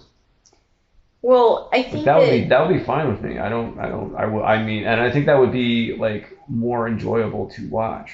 Well, I think a lot of the problem is that I think a big part of the appeal of The Wizard of Oz is that you start in this very stark Kansas where it's all like dust storm, black and white, and then you go to this place that's colorful and whimsical and beautiful. But in The Wiz, you never get... It's just a twisted version of reality. And it's like weird, but it's not like colorful and whimsical in a way where it's not, it doesn't feel like Somewhere Over the Rainbow, you know? It just feels like, oh my gosh, what's happening? Also, wasn't Richard Pryor the wizard? Yeah, I think there was a lot happening. It was, I did not enjoy that movie at all. Ugh, no. Anyway. No, it's not good. Going back to Lilac. So her theme is Ursula. Ursula. Dancing to Her Scariness. Yes, I mean, we're pretty much just going to like listen to the soundtrack of that movie and like have a dance party with glow sticks to represent Ursula's bioluminescence. Totally. And beyond that, I mean, I don't really have any activities planned, but I feel like what we have planned will probably take it out of all of this. I feel like between that and then just like having cake and presents and like, you know, if we need to fill some... Yes, and if we need to fill some time, we can watch the movie. Like, that'll probably be enough for her. Because, like, I mean, if we have, like, open time earlier in the day to give her her presents, she could just, like, spend the day, like, happily, like, playing with her stuff. Which would be nice just to kind of, like, play with her and, like, have a good time. Yeah. Also, somebody bit my Nido base. I have 2 main suspects. I'm so sorry. It's okay. Okay, here's my thought, though. It was probably Kingsley, but there's also one other child that I think it definitely could have been. I just want to know what happened to the other other part of it. Like, I don't know. Better not to me, I guess. Some of our children are on my list of suspects. That's all I'm gonna say. Mm. But no, I think that her day will be very ample and fun. Yes. And then, of course, we have your birthday coming. I'm excited for my birthday this year. Well, I know that you are excited for the present that you, I think, probably suspect that you're getting, that you want. I mean, I did send you the link like 3 times. Yes, you did. You may have glitched some suspiciously sized and shaped packages with like fairy tale all words But on the sides coming in. I feel like this has happened pretty much every time I've received something similar in the mail. But I also feel like maybe places that sell like not like super expensive, but like decently expensive items should try harder to conceal what they are in case the package is left just like propped in front of someone's door. Which often is the case. Yes, but I feel like it's weird because, like, for example, Amazon rang our doorbell the other day. Because, And like, again, one of our... we should put a sign that says, don't ring the doorbell if you're a delivery person. Right, and it was like... Put it on the, like, swing and leave. One of, like, our parents had mailed us, like, some gifts for the kids. And, like, these are just, like, you know, standard, like, the types of things that you might, you know, mail to, like, a 5-year-old. Like, but it's like, please don't ring the doorbell. But then again, it's like the person who brings the package that's like, I'm a guitar, just kind of like quietly leans it against the door and like softly like drives away. Well, no, and like when I several years ago bought my current electric guitar, it literally was like an electric guitar shape on that drawn on the outside of the box, and it said electric guitar, and it's like, could you please not do that? It's like we live in like a very safe neighborhood and everything, but I still feel like I wasn't don't like really invite worried, people but it's to like like steal our if stuff. somebody was going to steal something, yeah, they'd steal that for sure. Like, Exactly, it's like that's probably worth something. Don't put things on here that might like entice someone. Yeah. You know, it's like, yeah. But yeah, I have some complaints about general delivery of items.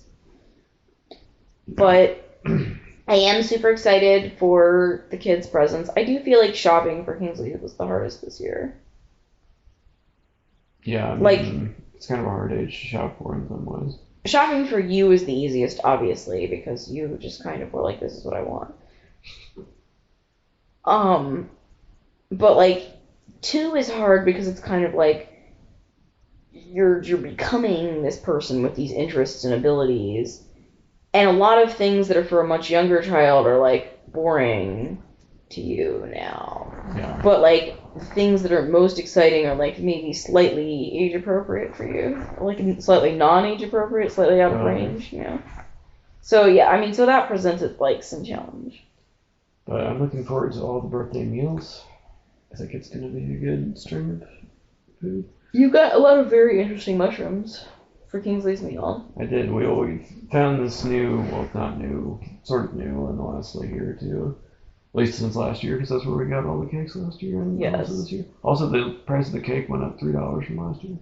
It's probably because of like the eggs. No, probably, yeah. That's a good point. They probably have to like use a lot of 5 eggs. eggs in that cake. Yeah, they probably have to use a lot of eggs to make that cake. But anyway, they have a pretty extensive mushroom bar, and I got shiitake, got portobello, I'm gonna mess the name up, but it starts with an M. Miyatake. Didn't you say it was Miyatake? I think that's what you said before. You can Google at home if but you want. There was the puffball one. I like the one that was like sort of yellow with like fuzz. Yeah. And then there was like the coral reef looking one. Oh yeah. Lest people be confused, we're not actually expecting our 2-year-old to like eat these mushrooms. There's a oyster in there. Yeah, but like no, Kingsley's not actually gonna eat the mushrooms. Those are for us really. Yeah. But it's part of the birthday meal because he's going to eat the tortellini and we're going to also include mushrooms in the part that we're eating. Yes. But I feel like in a way, shouldn't your child's birthday kind of be a celebration for you, the parent, also? Absolutely. 100%. I mean, I feel like obviously like all of my energy and focus is on making sure that they have a good day. But I do feel like a sort of internal celebration of like, you know. Mm-hmm. But yeah, so that's going to be good because we're going to do the tortellini with like spinach and mushrooms and Parmesan cheese, and he's going to really like that. We also got him a ton of berries. because he really likes berries. We decided that it seems to be his favorite food. Yeah. So you, like, what are all the kind of berries that you got at the store today? Gooseberry. Which I'm the most nervous about because, like, I don't even know what to do with a gooseberry. Man said they're sour. Like, I'm wondering if we need to, like, cook those or something. He said you should eat them with the sweeter berries. But, like, do we need to... Can we eat them raw, or do we need to, like, make them into, like, a... No. Because if we don't serve those to Kingsley tomorrow, like, sometime in the next couple of days, we could make them into, like, a compote to put on, like, pancakes or waffles or something, if that's, like, a better way to serve them. Yeah. Raspberry, blackberry, blueberry, strawberry. All the hits. Two each. He'll be thrilled because he loves berries. Like, I know that he loves berries because he has learned all the individual berry names. So he'll be like, more blueberries, please. Mm-hmm. I also know he loves berries because he keeps seeing things that are roughly blueberry sized and, like, being like, blueberries. Yeah. And being like, no, it's not blueberry. He's gonna love it. Yeah. So that's gonna be really good. We got him, the cake is just like a white cake, right? I'm trying to decide if it will be a mistake for me to try to, like, sort of scrape and refashion the icing on it. Sure. I don't want to, like, mess it up, but I feel like I could, like, scrape it and, like, smooth it a little bit and sort of, like, people do this, they, like, redecorate cakes. Mm-hmm. I might try to do that depending on, like... Sure, you won't regret that. That's why I said I might try to do that depending. Mm-hmm. Depending really on how much time I have and, like, how optimistic I feel about it going well. How adventurous you feel with that now? Yes. I might do, like, a very small test patch before I, like, commit to scraping the whole thing. Wow. I don't know, like, I'm feeling like we have a lot to do tomorrow. But anyway, that's going to be a good foods. I'm less clear what Lilac is having. I mean, I think fish and chips for, like, her dinner. That's a good one. But I don't know what she wants for the rest of the meals. It's hard because I don't feel sometimes, like, she has a few things that feels very strongly about. Like the color purple and mermaids. A lot of other things, though, she doesn't really express, like, a very clear preference. Mm-hmm. Do you know what I mean? Yeah. Like, I can't actually figure out what her favorite food is. I don't know. Like, do you even have any leads? Not really. Like, I feel like she generally likes a lot of things that, like, stuff. she likes Pasta. most of the things that most of us like. She doesn't like something. There's a few things she doesn't like, and there's a few things she does like. Like, for example, like, when it comes to breakfast foods, she's one of the kids who does like butter and cream cheese and yogurt, whereas one of the kids doesn't like those things. Mm-hmm. But, yeah, I mean, I feel like she just likes most things, you know? I'm just trying to think, like, what gets her really excited.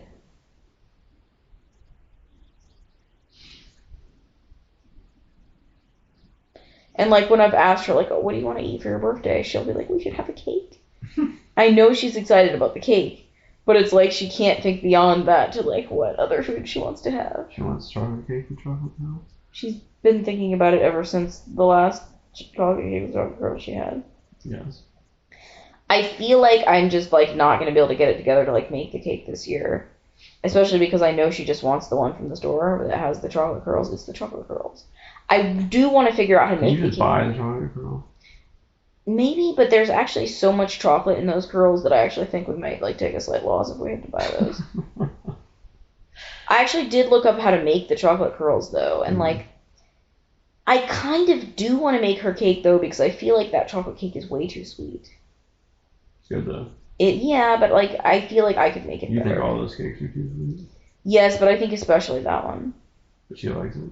Yes, but I think she's just, like... It's too sweet. And because there's just chocolate upon chocolate upon She loves picking those little curls off. I think the thrill of picking the curls off is just so I've seen her, like, have one leg cocked in the air as she, like, reaches over and, like, she's like plucking. Yeah, I think that just brings her so much joy that, Yeah. like, we don't want to take that away from her. She's always like grabbing little pieces. She loves to grab little specks of things, though. It actually drives me crazy. Yes. I think that it's just like a built-in like ASMR thing for her. Just little picking little shavings off. But yeah, so we do need to figure out what she's actually having for like breakfast and lunch. Yes. And then that'll bring us to your birthday, which I know you want tacos, yeah. Yes. But what else do you want? Just tacos and more tacos. But like for breakfast. I might get 5 tacos. But for breakfast, what do you want? Breakfast tacos. No, I'm kidding. I think breakfast burritos are a thing. I don't think breakfast tacos exist. No, I've heard of those. I've not had a breakfast taco, but people talk about them. People say they're good. But yeah, breakfast burrito is definitely a thing. I've had a breakfast burrito before. Not a huge fan, not a big burrito person, really. I've never been huge on burritos. Tacos, they 100% the best. I totally understand the hype of tacos because they're really good. Like, you can't really say that tacos aren't good.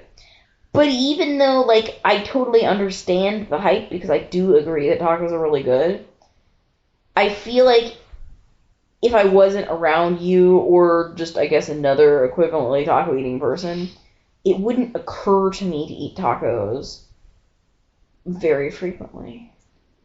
But when tacos are good, they're just the best. And I love... A good taco is really good. I love being able to go to places, like, that's one of my thrills if I ever am in a place, like, when I travel for work to, like, a place where I know there's a lot of, like, people that know how to make good tacos. I'm gonna, like, have some good tacos. I look forward to that. That makes sense. I just think that for how good tacos can be, there are a lot of bad tacos in the world. Let me tell you, and I hate bad being tacos. I hate being disappointed. There is one taco place that I was like, oh, there's a new taco place. I was so mad about these tacos that I went back like 2 days later to the place that I go now for my favorite tacos. It actually was what spurred me. Did you have to go there to erase the taste of But actually, tacos? I actually thank those tacos because they out of spite, I was like, I can't let this be my taco experience. I have to get more tacos. No, that's super fair. It's like you need to like reset back to like the good experience that you were expecting. Because I wasn't gonna be like, oh, I guess I'll never eat another taco again. Right. And see, if you were me, you probably would have just waited another like 3 years to eat tacos again. I had to get that taste out of my mouth. I mean, I can still like picture it, and it's horrible, but tacos are not hard to make as long as you have good ingredients. Like you can really like. It forgives a lot of like craftsmanship error if you just use good food to make them with. If you use garbage, it's not going to be good. Like it's just not going to work. Yeah, that's very true. The same could be said for like pizza or like most good things. Yes, you're right. Pizza's not complicated to make either, but if you don't use good ingredients, it won't work. I will say that while I've had some very bad pizza, I think that bad tacos are often worse than bad pizza. Yeah, I totally agree. There's a lot of bad pizza that's kind of middling. Some pizza is atrocious, like Sbarro's. Yeah, that's not good. The food court at IU. Although weirdly, like I ate that when I was in college. Even then I was like, this is wrong. Yeah, it wasn't good, but like I definitely like ate it. Oh no, I did it, but it was. I think I quickly realized it wasn't good, but I would sometimes get their spaghetti. Yeah, they did spaghetti better than. And even that wasn't the best I've ever had. No, it was just kind of happening. Going in for a New York slice. I love New York.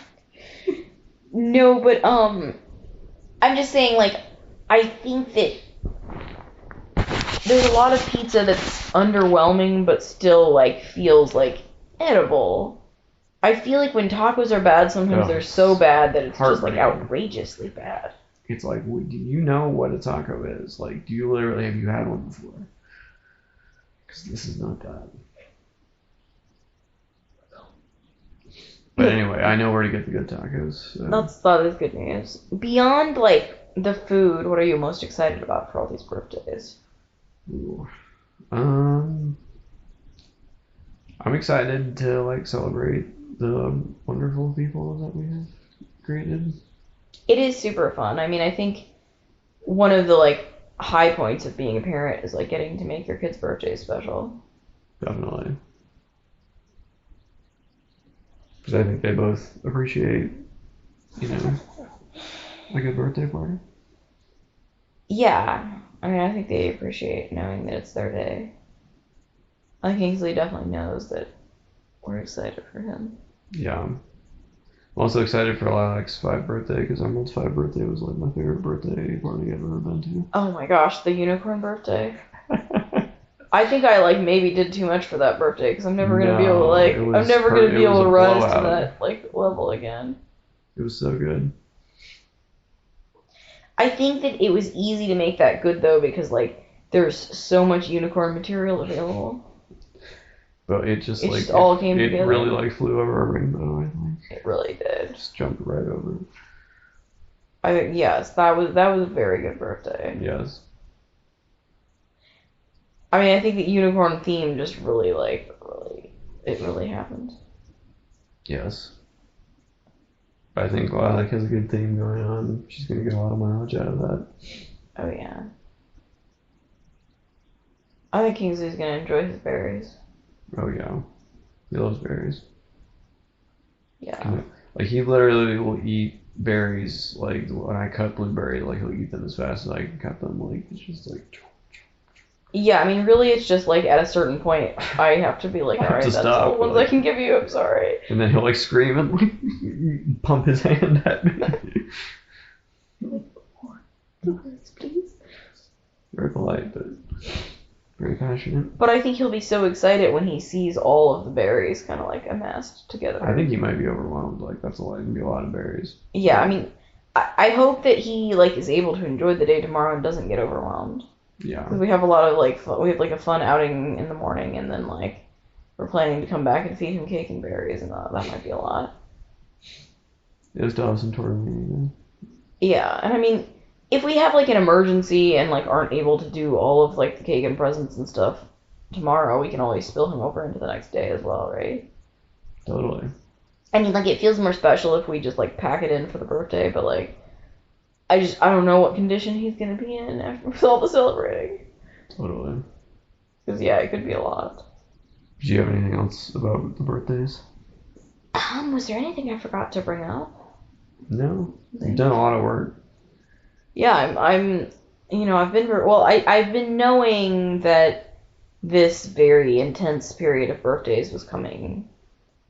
Especially because this year we also had Easter just like right up against all these birthdays. I feel like there's usually more space in between. Yeah, like last year I feel like Easter was far enough away that it felt separate. This year Easter feels like it's like part of it.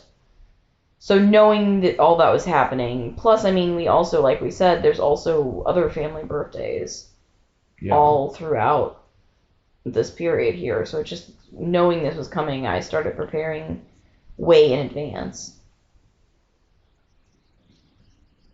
And I'm also, like, I haven't done much, like, actual getting of things or anything for this, but I have been, like, mentally planning a little bit for the other kids' birthdays because, Emerald has picked the most exciting and unique theme ever, which is that it will be a giant clam party. I don't know how we're gonna, like, find the decorations for this. Actually, we are, very easily.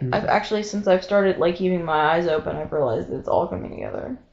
I'm not worried at all anymore. I was initially kind of afraid, but like It's just so unique, and I feel like the Ursula theme was like hard enough, and I feel like I don't know. There's the ones when it's like, did you ever hear about the kid that had like the garbage truck themed birthday party where like the one kid that was obsessed with the ads on TV for the personal injury lawyer, and the personal injury lawyer came to his birthday and he had a cardboard cutout of him, and like, you know, it's like these very niche specific, like child specific obsessions that like, you know, they make a Batman party, they make a, you know, Superman party, they make a Bluey party. They don't make a local TV weatherman party or whatever. Exactly. And I feel like that's the level that our kids was like, who else but Emerald would like have a giant clam themed party. I think, and she's so committed to it too. Yeah, I think Cap's theme is going to be much easier than. It's going to be easy and it's going to be awesome because he's going to appreciate it so much. Yeah, like Ninja Turtle Pizza Party, like the party practically like plans itself. I feel like you can just like one-click purchase like the theme set. You could almost neglect to get ready for this party. That sounds like something you screech to the store 5 minutes before it starts. You could emergently drive to Target the night before and still make the party be good. Yes. Whereas with the giant clam party, you definitely can't do that. It takes meticulous planning. It does, but I've already started to see a lot of good stuff.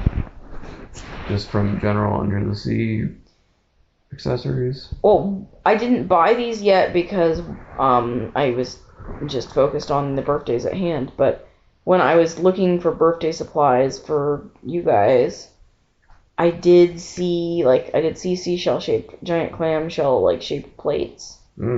I also saw a banner that had various seashells. I also saw a gift bag that was shaped like a big shell, which I could use as a gift bag, but I also was thinking about getting a couple of them and maybe stuffing them with tissue paper and somehow repurposing them as decor.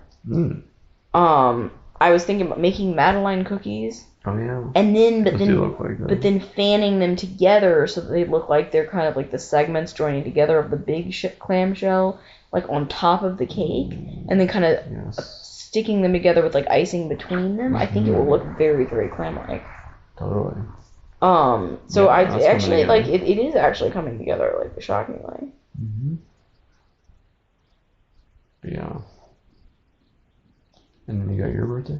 Yes, my birthday seems so far away that I'm I don't even have the bandwidth to think about it until after we pass all the rest of the birthdays. Fair enough. Also, I feel like it's less exciting to plan in the sense that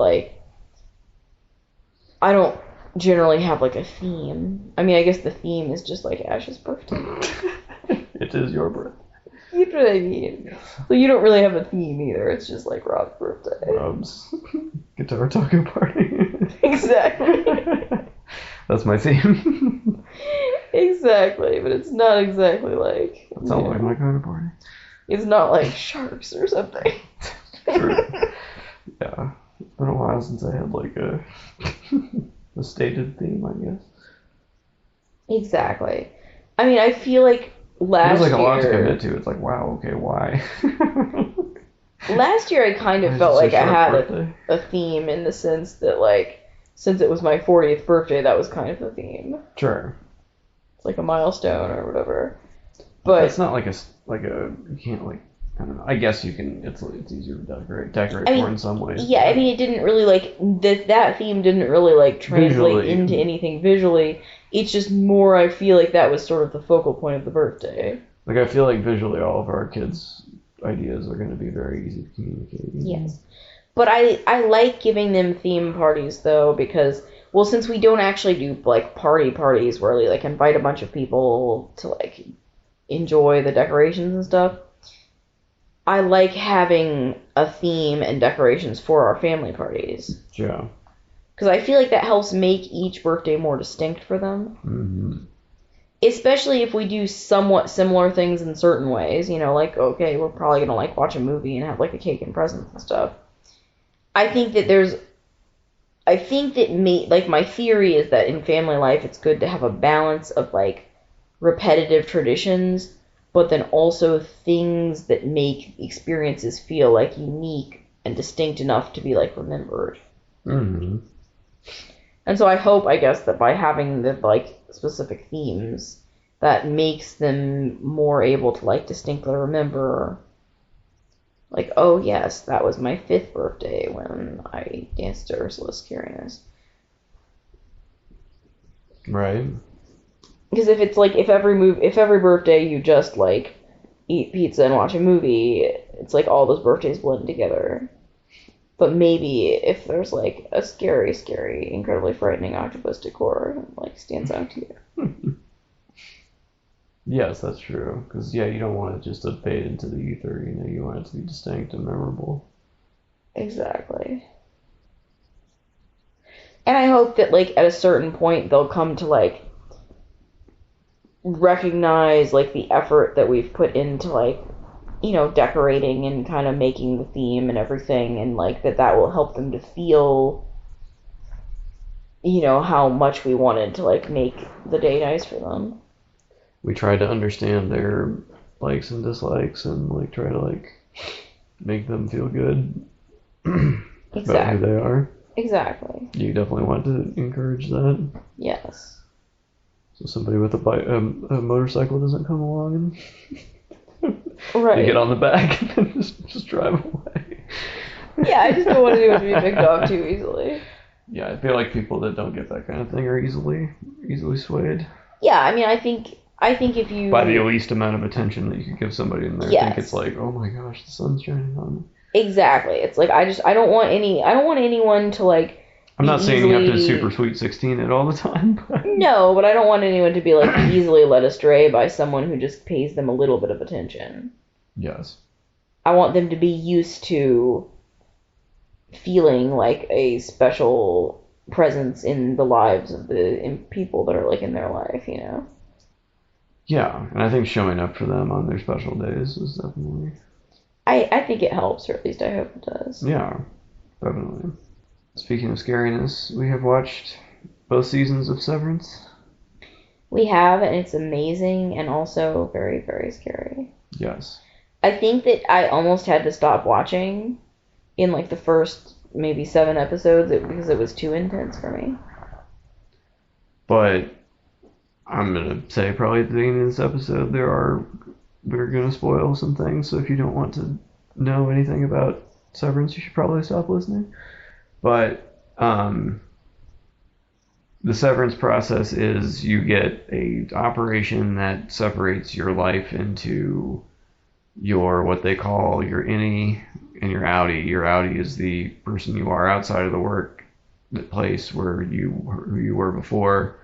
You have a separate innie that remembers nothing, who only exists within the walls of like the underground workplace. Office. And it's obviously maze. Just like so deeply problematic. It's problematic. It's unethical. It also doesn't seem to like people try to get it reversed, and I don't know if it's not supposed to be reversible. Not supposed to be reversible. And obviously people are looking into reversing it, but it's like, you know, there's complications. I think the biggest issue is that essentially the people, the work identities are like basically enslaved and tortured by the corporation.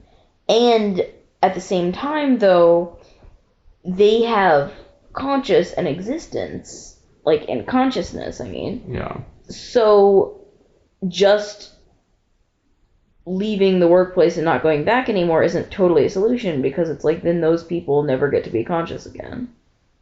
Yeah, and it's like they died, basically. And I think that it's an issue that brings up kind of like people not thinking something through. Because I think a lot of the people that have created a work self didn't really think of it as like this self will now be a life. It's almost like you've created a new person who like lives in your body with you. Yeah. Because you like wake up on a table, not knowing who you are, where you are. But you know, you don't know why you know things, but you know whatever you knew, like exactly, like you general knowledge. General knowledge. You just don't have any personal knowledge.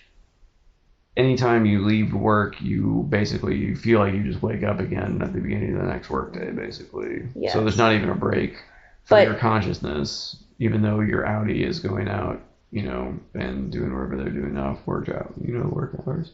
I think it's worth pointing out that when the series starts, you start with following someone who's just waking up.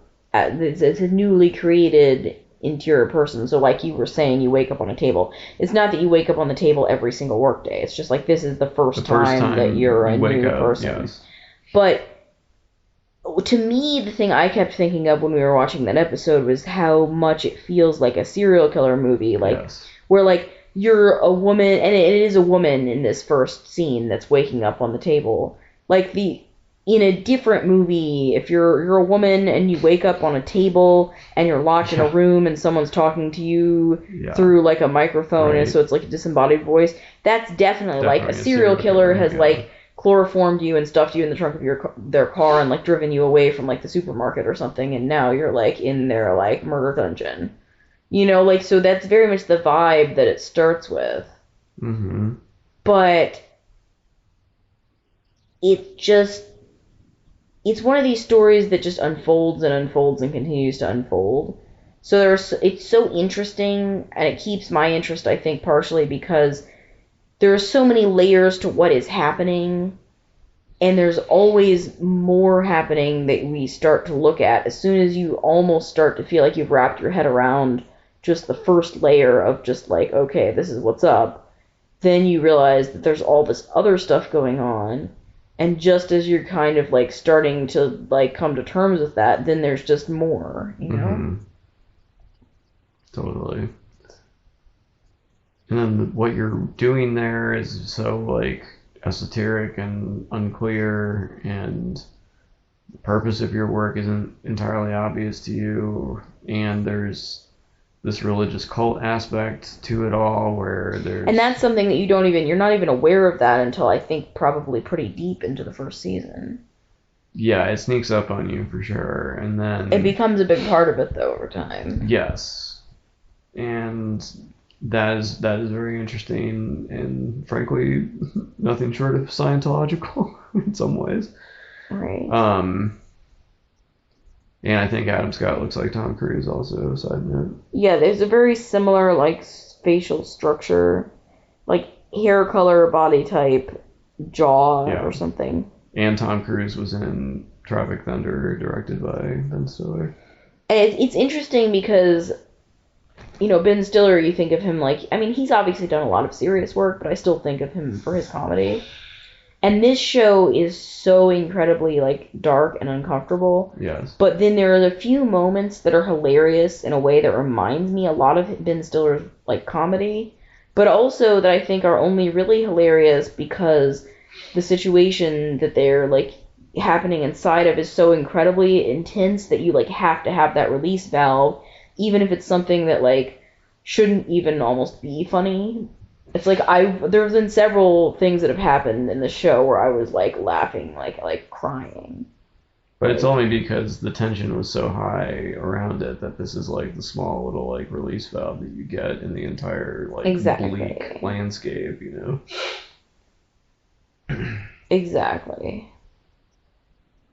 But it's weird too because it's such an unpleasant universe that the show is happening in, but at the same time it's so intriguing that you want to know more and more about it, even though it's like deeply off-putting. Yeah. You're somebody that often likes to and is good at predicting what will happen next in stories. This genre of show is called a mystery box show, and that means that the only new information that you will get that will help you solve whatever mysteries lay before you, and there's always more mysteries laid before you, is, they don't give any like pre-warning that they just give you here, this because we told you this, and here's the deeper level that we won't tell you why. Like the whole like Cold Harbor thing. They're not going to explain to you what that is until you finally are like, okay, here's what it is. Yes. The thing that I think, though, is that, as, like you said, I am somebody who generally tends to, like, predict things. I think it's a good exercise for my brain in, like, trying not to try to predict things. Because I just predict things naturally. So, like, in this type of show, my brain wants to predict something, but it can't. And I think that that's a lot of the suspense for me. Because I never know what's going on anyway, so it's the same. It's the same experience for me. So. I pretty much always know what's going on. Anytime there's a twist, I'm the most gullible person in the world. But I don't mind that. And I actually think I enjoy things on a deeper level because I'm more predisposed to that level of watching.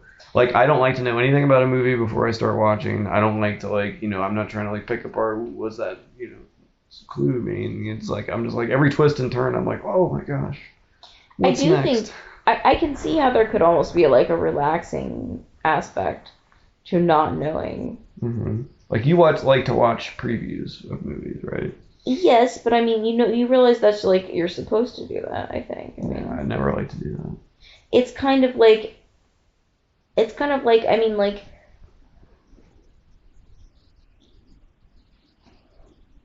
you know how there's like reading strategies for like how to read things to like best process the information. And you know how like one of those steps is like pre-reading. I never liked pre-read. But I feel like watching the previews is like the pre-reading of like watching a movie. I just feel like they give too much away, and they kind of spoil the surprise of like seeing things for the first time during the actual thing. I don't like when a preview gives too much away of like what's going to happen later in the movie.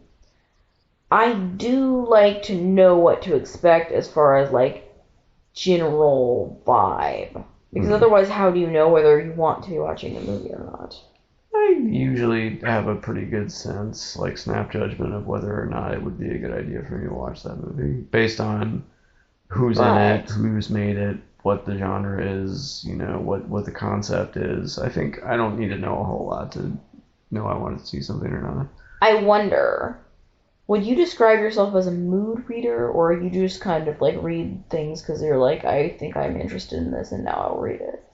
I don't know. I go from thing to thing usually. Like, I'll read something and then it'll remind me to read something else, and then I kind of go on a journey, and then like something else will like catch my attention over here. And so I guess I don't know. What does that make me? I don't think you're a mood reader. Like, because the reason I was wondering that is that like part of why I want to see the previews for a movie is because I need to know whether I want to see the movie, not in an overarching sense, but like right now. Oh. Because like, is this the vibe that I want to be seeing right now? But it's the same with books. Like, I need to be like, no, is this the mood of book that I want to read at this moment? I just feel like if I get into that, I'm never gonna read anything or watch anything because it'll never be the right time. No, it creates problems sometimes, because sometimes I'm not like in the mood to read something, and I'm like, it has to go back to the library. And I'm like, man, I'm not in the mood to read this. And so, yeah, there's like complications, but in general, I am. You also get more reading done than I do, so I mean. Sometimes. No, I think you generally do. Like. But I do think, though, that I'm more fickle about what I'm like. I think that I read way more than you do, but I think you're better at committing to reading things. Like, I feel That's only like because I read like 900-page history books all the time. But I feel like when you get a book like that, you'll just be like, I've decided I'm reading this, and then you'll be like reading it until you're done. Whereas with me, it's like, maybe I'll check 5 books out from the library because like I'm not sure which of them I'm going to want to read first. Yes, but I've been reading Rise and Fall of the Third Reich for like a year and a half now, and so. Yeah, but I'm sure that's like stressful. But it's one of those things that I want to have read. I want to say I've read that. Just chipping away at it. Yes, it's like people that want to like read Proust or whatever. Like. Yeah. Still, I just mean that like I think that the preview of the movie is kind of that sample that tells me like, what is this movie that I'm in the mood to watch right now? Yeah. But yeah, I'm kind of glad to be like done with Severance.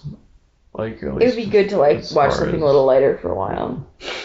Although I think our 98 Day Fiancé show is going to be ending soon too. I don't know. They seem to be able to stretch this out pretty long.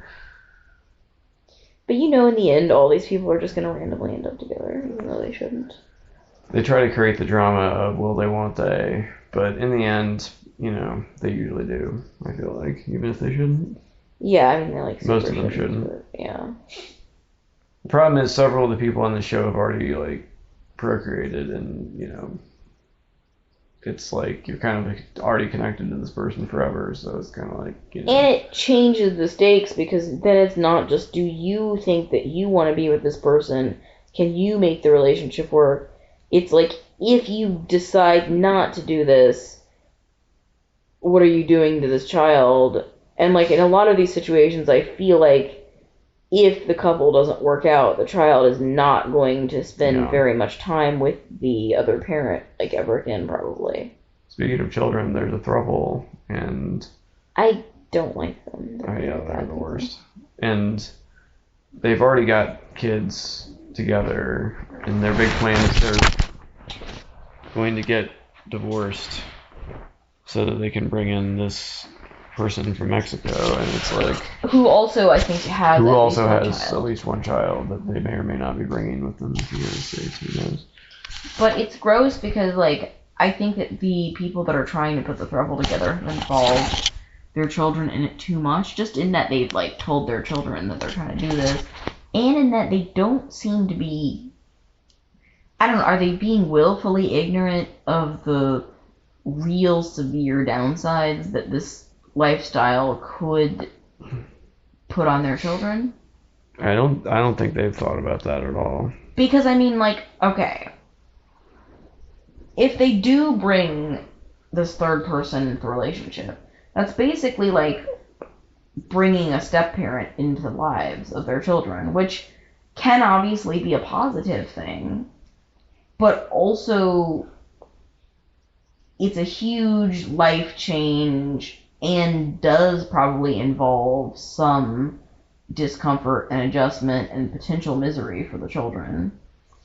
And it's like, why would you do that to your children if you don't have to? Because, I mean, it's one thing if, like, you divorced, you're single, and now you want to re-partner, there's a reason to then, you know, put your children through that, like, bringing a new person into their lives. But if isn't, like, supposedly, like, let's assume that, you know, there's no, like, abuse or other things, you know, going on, the best thing for your children would be to be with their original parents. So why would you put them through that kind of family dynamic shakeup if you don't have to? Right. You know? Yeah, their whole plan is ridiculous and probably illegal. Yeah, no, but it's also illegal in a way where, as we've talked about, they're openly discussing the fact that they're trying to do something illegal, in the sense that I think one of the main things, and I've ascertained this from watching the show with other couples who are just, you know, not trying to do this. One of the main things that the couples are having to do when they are trying to bring a fiance from another country into the United States is to prove that they are a real couple and that they're not committing some sort of fraud to get the person here. And part of that is that they are actually in a relationship with each other and not with, like, other different people. At the same time. Well, or just at all. Yeah. I mean, like, I'm saying, like, in general, what it is like, you're really together. You're really a couple. You're not secretly a couple with somebody else or married to somebody else or whatever. But meanwhile, these people are advertising the fact that they're going to, like, be together but then legally divorced so that then they can bring this other person over. And isn't that exactly like a fraudulent, like, restructuring? Like, yeah, it's not what they say it is. No. I mean, because it's illegal. I mean, that's the only reason they're doing it. Like, but I don't know, just the whole idea of I'm going to, like, now divorce my, like, spouse and, like, parent, a co-parent just to bring in this other random person, like, across international borders. It's very terrible, and I don't think that they've considered, like, all the details of, like, the co-parenting situation either. No. I mean, just beyond the fact that it's, like, a major life change to, like, bring a new parent into your children's lives when, like, you didn't need to. It's also, like, how is that dynamic going to work? Because it's one thing to be like, okay, there's a step-parent here now, so we're a two-parent household. It's another thing to, like, reinvent the wheel and figure out how the three-parent household is going to function. Right. And they apparently haven't talked about any of the ground rules for their own relationship, so I don't know how they've, like, hashed out this. And how okay are they really with relinquishing to this other parent? Like, is the mom of these children okay with the other person in the throuple being equally a mother to her children? Yeah, I don't know how that works. It's like, but I mean, I think she needs to ask herself those questions before she, like, proceeds, is all I'm saying. Yes, these people are the worst and they should not be doing this. Yeah, also, I think the thing is that if these people seemed, like, nice, they're not. I would be more, like, rooting for them, but they just kind of suck. Like, okay, I feel like that guy is just everything about him is just like, I honestly think that he's just very, very excited about the idea of people seeing him and knowing that these two women both want to simultaneously be with him. Like, I think that's mostly what he's getting out of the scenario. But secretly, but meanwhile, the new it's woman like just wants to be with his wife.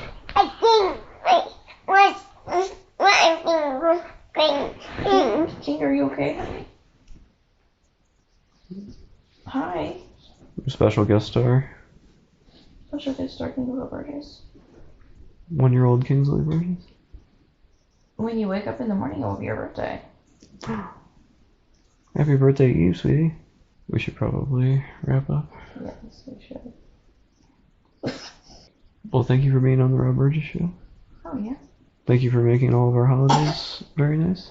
Hopefully I'm contributing to the splendors of spring for you. All the seasons. Right. Bye.